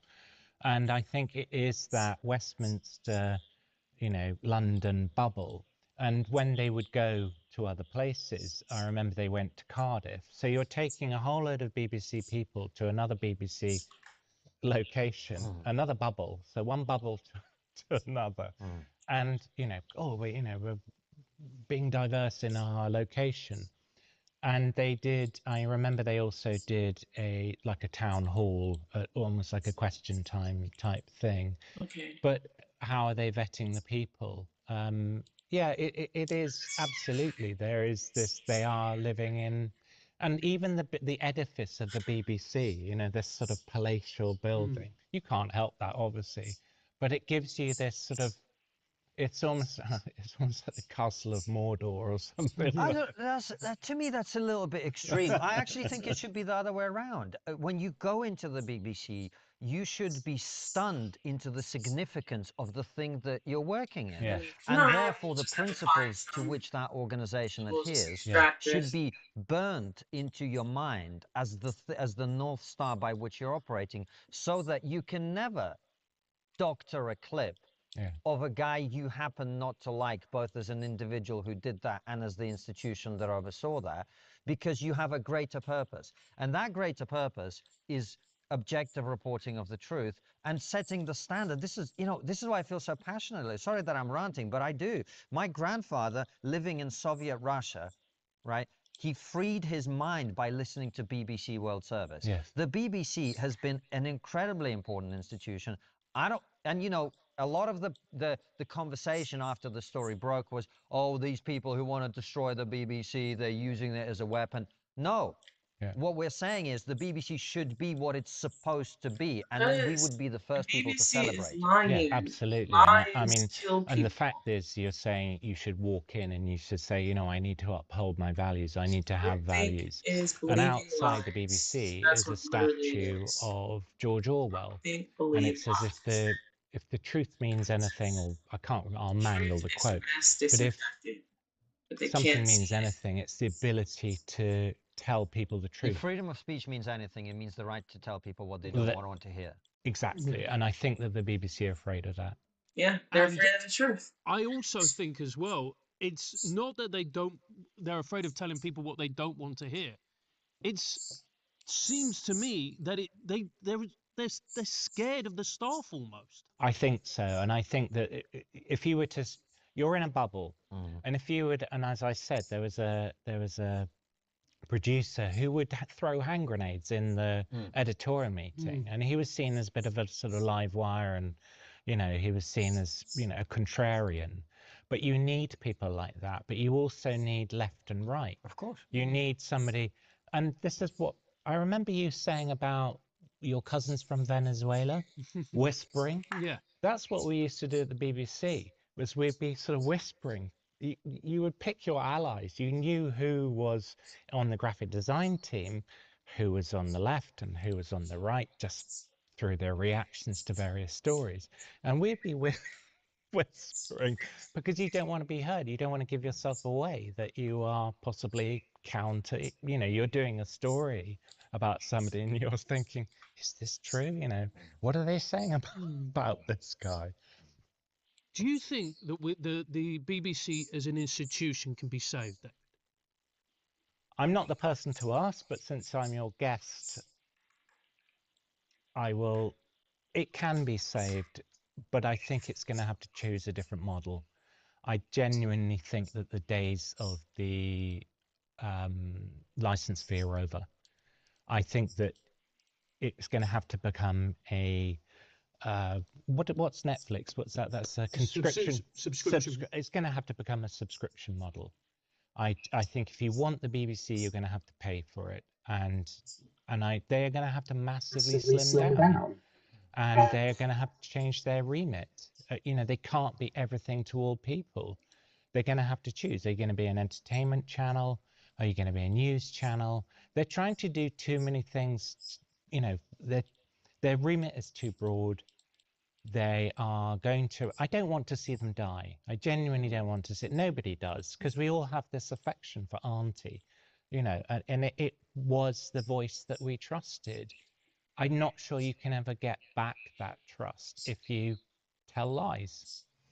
At a moment when so much feels uncertain and confused, it's worth remembering that the first Americans were searching for the same things: truth, clarity, and purpose. Hillsdale College's new free documentary series, Colonial America, From Wilderness to Civilization, tells that story. Access the whole course at hillsdale.edu/trigger. You'll learn why liberty, especially the freedom to live by your own conscience, inspired people to cross an ocean. You'll learn how they built self-governing communities from nothing, and how their belief in hard work and virtue laid the foundations for peace and prosperity. We proudly promote Hillsdale's courses time and again, and for good reason. They're thoughtful, beautifully made, and provide a world-class education completely free. So if you want to understand how American freedom began and why those lessons still matter today, this is the series to watch. Go to hillsdale.edu/trigger to enroll for free. That's So hillsdale.edu. that's not finished. Let's see. Way to start a morning, any eyewitness reports. Way to start a morning, any eyewitness reports. Way to start a morning, any eye. But there's still no audio, so that's funny, guys. Way to start a morning, any eyewitness reports. Way to start a morning, any eyewitness reports. Okay. Way to start a. Alright, let's see what this does. But either way, we still are. But then when this one's done,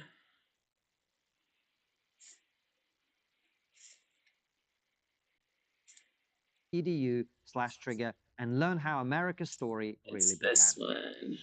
I think part of the challenge the BBC faces is that you've employed all of these people who are fiercely This one ideological. should be an easy one. Who, let's be honest, don't really care Where about the the second truth, one as long as drives they get in. their message out and they smear, stop, or do their best to This try one's and get pretty someone simple. It's elected. just a steal. I mean, what do you do when you have a whole cohort of people working in your organisation like that? Well, I think the thing is, what is interesting is it's not like you go in and there's everybody's wearing, Palestinian flags. It's not so easy to spot. It's not a sort of rabid, like when I went to St. Martin's, you had a sort of rabid National Union of Students. It's not like you're walking into that. You're walking into very pleasant people, talking, but you are talking to the North London set, the Islington set. You are with those people, and it's very, very hard. How do you make sure you have an ideological mix within an organisation? How do you, do you have to have your own struggle sessions within the BBC so that you open people's minds? But do you police it much more? And you have like the hand grenade thrower who says, let's do a right-wing story. Let's, how do you balance? Do you have like guests like yourself more often with the cunts on speed dial? I don't, the short answer.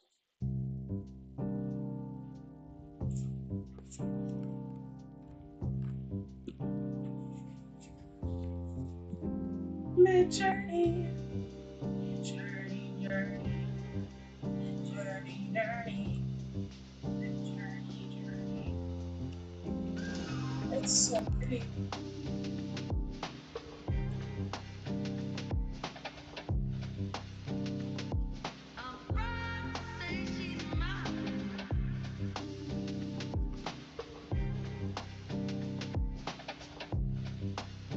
It's all I know. 1 second. All right, I'm on my way. I'll be there in a few. All right. Oh shit. Well, did I?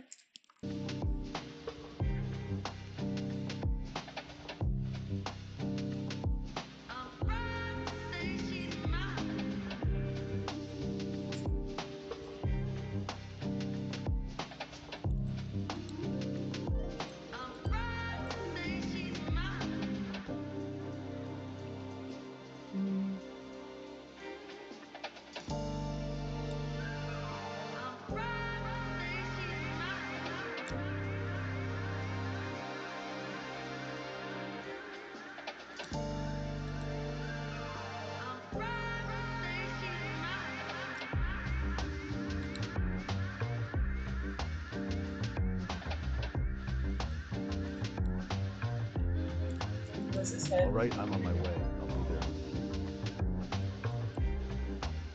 All right, I'm on my way. I'll be. Why does that look stupid?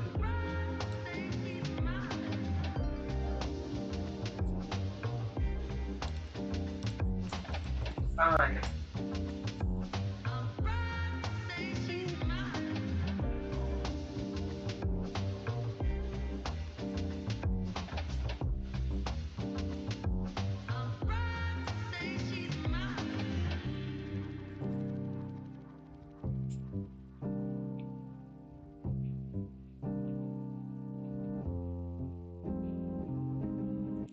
Can I not? Oh my god. I might have to do it over and have this one just speak longer. I'll do it one more time. If that doesn't work, I'll just take this Way to start a angle. morning. Any Hey eyewitness everybody, Walton report. Goggins here. I'll just take Starting that a angle business and is just have never this easy, angle but with attack. GoDaddy Arrow, that endeavor is about to become a whole lot easier. Hey man, you got this. So now But that's what Francis was saying. This is why it starts with leadership, because if the head of the organization says what we are about is a mix of opinions, and every editorial meeting should be fierce debate about how to cover a particular story, that's how you get balance. You don't get balance by having people won't realize this. We have fierce arguments about how to cover certain things in trigonometry, Yeah. and that's just between me and Francis. And they're not arguments that are nasty. They're arguments about what the right approach is, and the right approach is found through the bringing of different perspectives together, those challenges, those two things being challenged against each other voices coming in as well. That's how you get some attempt to get to the truth. Whereas if you have an ideology, if you have a worldview that you're trying to project, that's a whole different thing. And look, trigonometry could be incredibly biased if we chose to, and we made more money doing it. But the BBC doesn't have that luxury. The BBC is a publicly funded organization where I hope you're wrong. I'm not saying you are necessarily wrong, but I hope you're wrong, is I think the moment the BBC ceases to be publicly funded, it will lose the ability to be an attempt to reach an objective coverage of news, because that business model in the highly polarized world that we now live in, I don't think that really works anymore. And so I do think it should be publicly funded, but in order to be a publicly funded news organization in the 21st century, you have to go up a level of integrity. You have to go up a level of objectivity. You have to go up a level of neutrality if you want to survive. And I hope they do that. Absolutely. I mean, and they've made these strange attempts like BBC Verify. And, you know, it didn't quite work out, let's be honest. The tragedy for me for the BBC is that it still has this opportunity to be the gold bearer. It has the opportunity to assume the mantle of high quality journalism that nobody else can do. Yeah. Nobody else can do. Nobody else can do it in America because they've got their own declining views and they're so partisan, there's no way back. And we're going the same way over here. And it's almost like seeing this hero of yours who you had right the way through your childhood and your early youth, and you just want to shake him and go, there's still time. There's still time. If you do objective, fact-based reporting, you are one of the few organizations that can actually still do it. But don't you think that you two and other people like you are the beneficiaries of this because the BBC is so biased, that you can have views outside of... No, I don't agree. I think that, look, of course, for us to be able to say, look, the mainstream media is not covering this story, we'll cover it, that's beneficial. But the BBC doesn't have to compete with us. No. The BBC does not have to compete with a podcast. What the BBC could do is be the platform that everybody goes to and goes, okay, here are the facts as they've been reported. Now we get to argue about our opinions. And Emily Maitlis and Lewis Goodall can have their opinions. We can have our opinions. People who are on the right can have their opinions. That's how it should be if the BBC was willing to act in the role that it actually has. To say nothing of the fact, by the way, look, one of the things that's going to happen, we've just come from America and we already see this is happening. The mainstream is going to try and start bringing, Brett Cooper is a good example. She's a right-wing presenter formerly of the Daily Wire. Now she has a slot on Fox News every now and again. The mainstream media is going to start bringing people from our world into that. And I guarantee you the BBC... All right, I'm on my way. I'll be there in a few. It needs to have... You can't see it. All right, I'm on my way. I'll be there in a few. Okay. All right, I'm on my way. Oh, sucks ass. All right, so we're gonna have to take. Way to start a morning. Any eyewitness reports. Way to start a morning. Any. Okay. We can't use that photo. We have to use a different photo. We have to use this photo.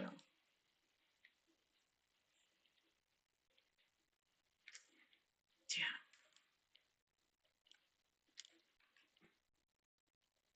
And then I can split it.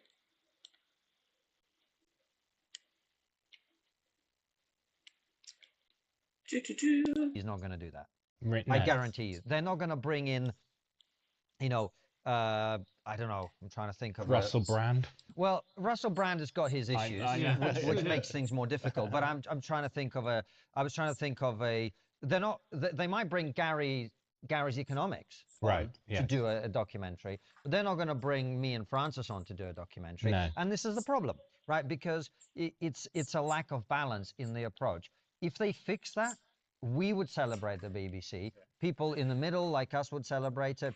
Some people on the right would abandon. And I can tell you, on the right in this country, if you speak to people, there is no appetite for the BBC to survive in the way that we have it. And if they just did their job, people are dying now for objective journalism. People are crying out for it. But I also think that the messaging within drama as well. Yes. I think the messaging across the board. I mean, I used to love Radio 4. Yeah. And you can't listen to it without being. I mean, I remember switching on and there was a drama about a gay Muslim. Now, I'm sure there are gay Muslims, but it was. They're probably not that vocal, though. No, they're probably not that vocal. There's so many dark jokes there. I know. I was going to say. Yeah. My mind went there. Yeah. So I was listening. The last time I listened to the money program. What do you call it? The Woman's Hour, and then this drama is when I switched off. But Woman's Hour was somebody saying, you need to get angry. This woman saying, you need to scream. And I was thinking, my God, this show has changed so much. And I'm not sure whether you two do this, but I now watch BBC 4. It's the BBC that I know that's very old fart. You're watching old stuff. But you watch that and you think, my God, how the mighty have fallen. And I think that you need to do something. You need to police the news. You need to have somebody who is right-wing and is unashamed and is proud to be able to say that. And I think the thing is in editorial meetings, after a couple of times, I stopped putting my hand up, not because I wanted to give stories, but I thought, well, there's no bloody point. I know you're just a graphic designer. But your opinion on things and your idea of things is so far from what they're saying. I'm not even going to bother. I'm not going to be listened to. So you need to have different editorial voices in news and current affairs. You also need in entertainment, you need to actually have somebody reading through these scripts and say, what's this got to do with space aliens? What's this, were there really black people who are Roman centurions who came to the UK? Is this should we be teaching this? There should be actual questions. And that because the BBC farms out a lot of stuff to independent production companies like October Films, who was on that? Who on the BBC was on that? There's a lot of people, senior people within the BBC, correspondents, and they come back and I'm doing the story on this. I didn't know the machinations of how stories appeared out of the ether, but you'd have a correspondent saying, I'm going to do this story, and you see them writing it. Where do they get their stories from? And who's checking them? Who's saying, is this correct? And in the Hannah Barnes, did she have somebody mentoring her? I don't know, saying, this is what we need to say. There were obviously editorial meetings. They'd have editorial meetings and discuss their shows. But apart from that guy that I said was the hand grenade man, there were very few different opinions. And You need to do that across the board. You need to do that in entertainment. You need to do that in sort of light programming. You need to do that for the one show, for Strictly Come Dancing, everything. And I think it's a monumental task for them to turn the ship around. And I think as well, I watched a look, video for this. I they've saw also one let's also where be if fair you to the have multiple BBC. ones in a They're you're facing having a this major challenge, conversation, which you can every big organisation is facing, which is the prompt it politicization of tell which everything, one is Everything. and in particular young people. And I think we need to get back to a culture of, you know what? You have your religion, you have your politics. If you identify as a fish from Friday to Sunday evening, identify as a fish. I don't care. When you come into work, you do your job. Just do your job. And I saw it in teaching. People started to bring their politics into teaching. I'm going, why are you teaching the kids about Brexit when they can't even write their own name and they're 8 years old? Good. Yes, I think you need to be the doorman on the BBC. See, this is a classist thing because I make a point of myself on an accent. I'm the doorman. You should be the cleaner, mate. Yeah, you know what you'd be good at, mate? Cleaning the bogs. Why don't you do that? On that happy note, David, we appreciate you coming on and thank you for helping the story to come out the way it has. It's really important that people like you speak up when organizations that we all love and want to succeed go off the rails. So thanks for coming on. Thank you. We're going to ask you some questions from our supporters that they've submitted in a second. But before we do, what's the one thing we're not talking about that we should be? Before David answers a final question, at the end of the interview, make sure to head over to our Substack. The link is in the description where you'll be able to see this. Was there anyone at the BBC that you could tell about your concerns about what was going on? Is the BBC doing any similar antics with other right-wing leaders? Will the person or persons who actually did the Trump edits ever be sacked or identified? Okay, this might be a bit of a curveball, but I think you should be producing comedy and drama. You too. I think the trigonometry, you should set up a division. I think you should crowdfund original content, original written drama comedy, and start putting, you're doing this, which is great, you're in this sphere, but people need to be producing stuff where there isn't the ideological weight of someone like the BBC, where you can cast the people that you want for the stories that you want. Yep. And like your podcast, it might grow slowly. There'll be lots of challenges ahead, but I think that you need to be starting, people like Trigonometry and other people need to be making drama, start by making short films, start trying to get features made, get people in who unfund this stuff and take it on the road, because you're going to have difficulties getting it shown at mainstream TV, etc. But we need in this country a groundswell of independent journalism, independent drama, independent advertising even. I've got friends who work in film and drama and also in advertising, and you know, some of the lunacy that we see in news and current affairs is all there in advertising and drama. Mm-hmm. So I think that I see it as an opportunity. I think that you guys have got a great opportunity. You've got a wonderful, you've got a growing audience. And if you were to ask them, we're going to make a horror film, we're going to make a series of short horror films, does anybody want to get involved financially? We'll package it all up. I think that you guys are the future of independent media, and I think you need to be, what's the right word? Exploiting that a bit more.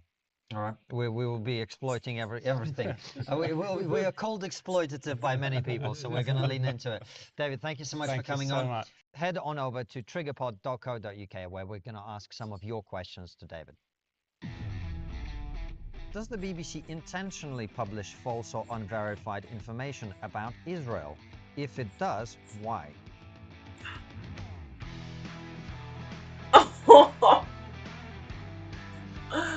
Oh, that's crazy. That's wild. Did he really ask that? Constantine?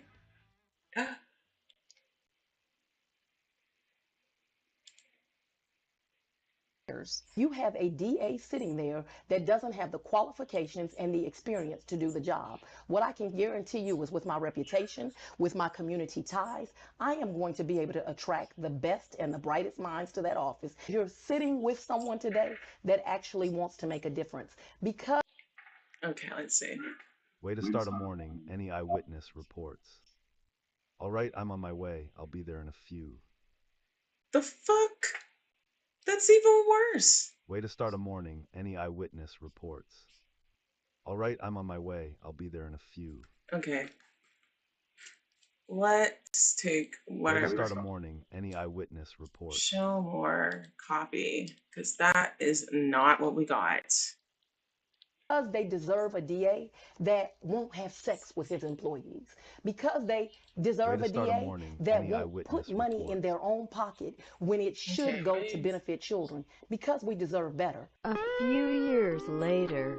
Fulton County's criminal case against President Donald Trump and 14 criminal co-defendants accused of trying to illegally overturn Georgia's 2020 presidential election results now in the hands of a veteran prosecutor named Pete Scandalakis. That's right. He is the head of State Prosecuting Attorney Council, and he is now taking on the Fulton County criminal case after a court disqualified Fulton County District Attorney Fonnie Willis. And Cheryl, he said he couldn't find anybody else to prosecute, so he is prosecuting it himself. We do have live team coverage for you tonight. We want to get straight over to 11 Alive. Doug Richards live at the Fulton County Courthouse with more on what's next here. Hey, Doug. Okay. Yeah, kind of as you said, this was a case of a veteran prosecutor who got handed the responsibility of finding another prosecutor to take on the Trump case. And when he could not find another prosecutor, he took it on himself. The election interference case against Donald Trump and originally 18 co-defendants quickly consumed the Fulton County DA's office. When DA Fonnie Willis was forced off the case after engaging in a relationship with then Special Prosecutor Nathan Wade, veteran prosecutor Pete Scandalakis, who led the state's Prosecuting Attorneys Council, had to find a replacement. The only volunteer he says he could find was himself. I'm glad I'm not Pete. I don't envy his job at all. Former DeKalb County DA Robert James says Scandalakis will have to analyze 8 terabytes plus more than 100 boxes of evidence against Trump and his remaining 14 co-defendants. Boy. So we got to talk about another major victory for President Trump that has left the mainstream liberal media in shambles, okay? President Trump has officially beaten the Democrats and their political persecutions against him, something that started years ago when Biden was in the White House. You had the January 6 cases, the classified documents case, the Alvin Bragg case, and this case out of Georgia, the RICO case, the election interference case. That was the last one left standing. And this one has now officially been defeated because the prosecutor that decided to take this on after not being able to find anybody else to take it on because Fannie Willis had been disqualified for running around the globe getting her cheeks clapped by the same guy that she hired to go after President Trump with her. Again, this got her disqualified. That prosecutor has now folded, right? He is folded because he is dropping the case. And I want to talk about it because, again, this is a major victory for the president and officially kind of marks the end of the Democrat political persecutions against the president. Take a look. And now back to that breaking news out of Georgia. We're getting more information. The state judge involved in this case, Scott McAfee, has now granted a prosecutor's request to drop that 2020 Georgia election interference case, meaning it is now dismissed. President Trump and key allies face charges after a phone call of President Trump pressuring Georgia Secretary of State Brad Raffensperger to turn the election in Trump's favor. Once that came to light, it kicked off the investigation, ultimately led to this big RICO case. Joining us now is MS Now senior legal reporter Lisa Rubin. You obviously covered this case extensively. Here we are. It's over. It is. And, you know, I will tell you, Anna, that off the record, people involved in this case predicted that this was exactly the end that this case would meet. I was doubtful of that, But I think given all of the time that has elapsed between the active prosecution in the case, the fact that President Trump has been restored to the presidency, his efforts to pardon people involved in the core events at the heart of this case, despite the fact that he's not authorized to issue state pardons, all of those factors sort of led folks to believe that the day that we have now reached would come. Of course, we now have a 20-plus page explanation from Peter Skandalakis, who was the head of that prosecutor's council that was tasked with finding another prosecutor to take over this case in the wake of Fani Willis's disqualification. You'll remember Mr. Skandalakis assigned that role to himself and now has undertaken to explain to folks in a 20-page analysis why it is that he is making this decision. Yeah, so you see that, you heard that. Now, I'm going to tell you why this is Cope from BS now, okay?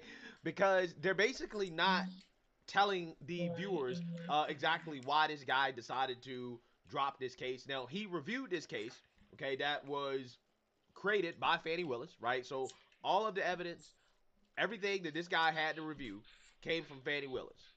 Probably was not very airtight, right, legally speaking.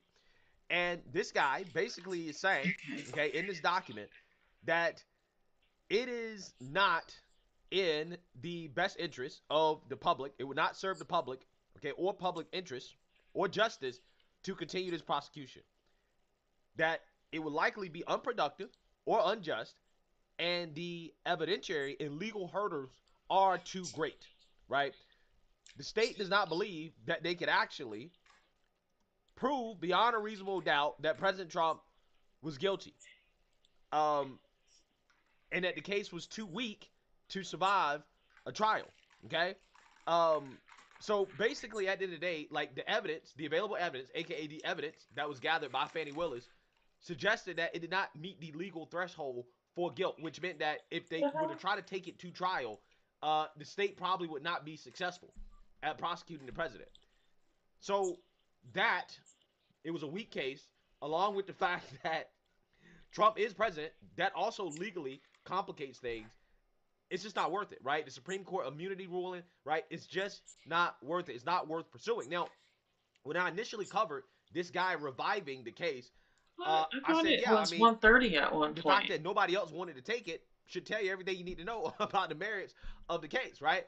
Because if the case actually had merit, if it was a strong case, some Democrat, some Trump deranged individual who wants to be a hero would have took the case, right? Because we already know that that's what Democrats want, okay? That these Trump deranged lunatics, they want nothing more than to see the president in jail. And they're willing to wait. They're willing to wait till President Trump leaves the office to try to put him in jail, right? They'll wait. So again, a Democrat, a prosecutor, had an opportunity to be a hero, right, for the left, and the Democrats, and said, I'm good, right? This case is so weak that we're not even going to touch it, okay? And that's ultimately what led to this. So without further ado, let's react to CNN, Cope, over the fact that the Democrat witch hunts against President Trump in regards to these cases, these criminal cases, are officially over. Prosecutor officially dropped the historic racketeering case against President Trump and others for attempting to overturn the 2020 presidential election. I want to go right to CNN's Kara Scannell. What are you learning, Kara?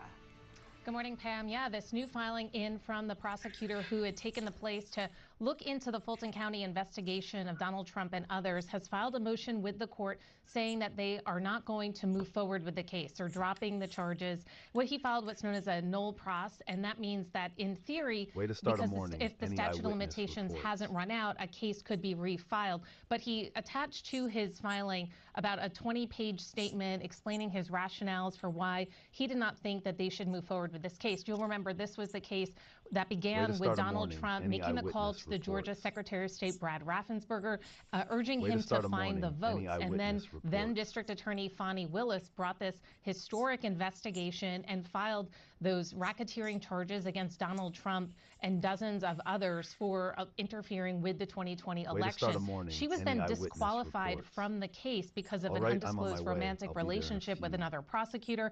And that is how this case now fell into the hands earlier this month of a prosecutor who was assigned the job of trying to find someone to take on this case. He said that he couldn't because there were too many conflicts, and he took it on himself. Now we're seeing the results of that, and that is that he is saying that they are not going to move forward with this case.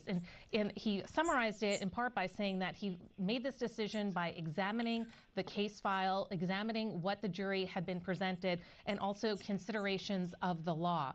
He says that, contesting an election is not unlawful, but and that is part of the reasons for why he decided not to move forward. AKA, it's a weak case. It was a weak case that Fani Willis went after Trump based off some BS. That's what he's saying, right? That's what he's actually saying. That it would have been tough to actually get a conviction. And it's not even worth it considering that he's president at this point. Again, I knew that when this dude tried to take up the case, right? When he said he's going to revive it, he's going to keep it alive instead of just letting it die, right? And yeah, I mean, this is not surprising. With the charges at this point. But, again, this is a null pros filing, meaning that they're dropping the case right now. In theory, it could be revived if the statute of limitations doesn't run out. But, of course, Donald Trump is still in office for another 3 years. Pam, this is the last of the criminal prosecutions that have been hanging over Donald Trump as he entered the White House. The only conviction that he faced out of the 4 indictments was the one in New York for the hush money payments, and that one he is appealing. Pam? All right, Kara Scannell, thanks so much. I want to bring in former federal prosecutor and CNN senior legal analyst, Ali. How significant is this? Well, Pam, this means the Georgia case against Donald Trump is over. This means really all the criminal prosecutions against Donald Trump are over. Now, I just had a chance to quickly read some portions of the motion that this prosecutor put in. This prosecutor, Peter Skandalakis, is a 40-year career, non-political, non-partisan prosecutor. He lays out his credentials in the motion, and there's really 2 reasons that he says he's dropping the case. The first one is just a practical reason. He says there's no realistic constitutional way we're going to be able to try the sitting president of the United States, nor is there any realistic chance that when he gets done being president in early 2029, that we will be able to continue a prosecution. That part is technical and I believe correct. But separately, there is a sharp rebuke in here of the DA who charged this case, of Fani Willis. This prosecutor, Skandalakis, says this case never should have been charged in the state courts here in Georgia. He says it should have been charged, if at all, federally by the Justice Department in Washington, D.C., which it was. Now, to be clear, Pam, this prosecutor, Skandalakis, seems to think that Donald Trump's conduct was certainly serious and worrisome. He spends many pages laying it out, but he does say this was not appropriate for a state-level prosecution in Georgia. Baby, never should have been charged in the first place, and now it's over. Yeah, basically, it was political. I don't know. Like we've been saying the whole time. Make a say, it was well, I know we have dinner. I know we have, trying to be a hero. Thanksgiving. She was trying to elevate her brand within Democrat circles. That's what it was about. Period. And the guy is saying, yeah, I read this. You can share it. Should have never been charged. So really, this is more embarrassment for Fani Willis, and it tells us everything that we already knew about this from the beginning. I want to bring in our Kristen Holmes. She is live at the White House for us, I believe. Or no, she's not. She's in Florida. That would make sense because that's where the president is, in Palm Beach. Kristen, this was once seen as a grave threat to Donald Trump and his political future. And it's a really significant development. You're not going to eat at all? They're so devastated. They're so devastated that none of this worked. Right? I'm going to go get a steak. Really, a significant development. Because I'm not, I don't eat it all. I love it. The cope is amazing.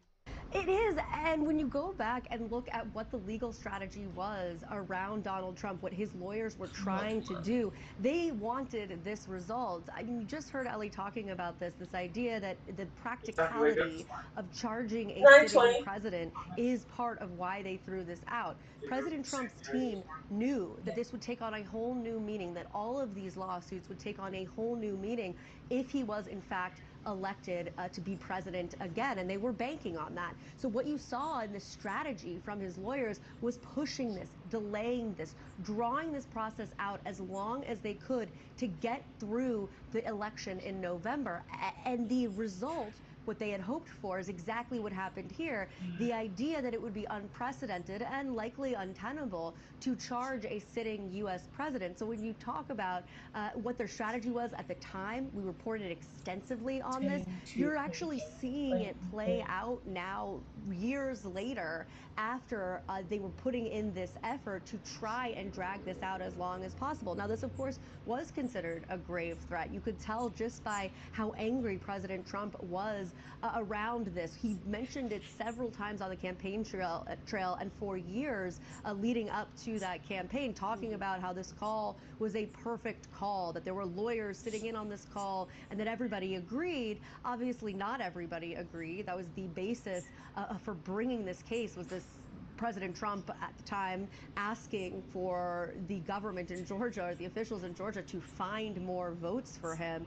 But it is interesting to see how this strategy ended up playing out. And of course, we have not heard from President Trump yet. He is currently on the golf course. I assume we'll have him weigh in. His team will weigh in. This is something that they expected would likely happen, but they've been watching closely. Way to start a morning. Any eyewitness reports? What's your location? All right, I'm not far. Be there in 5.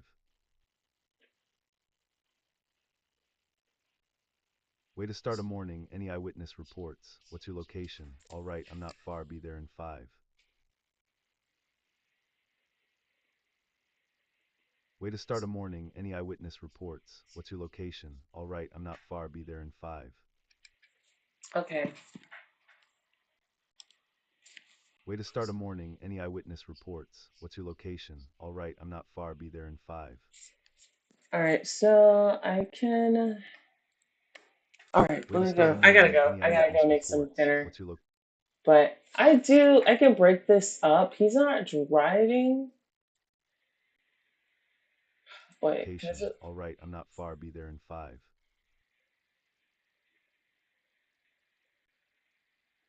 Okay. Way to start a morning. Any eyewitness reports? What's your location? All right, I'm not far. Be there in 5. Okay. All right, I can do this.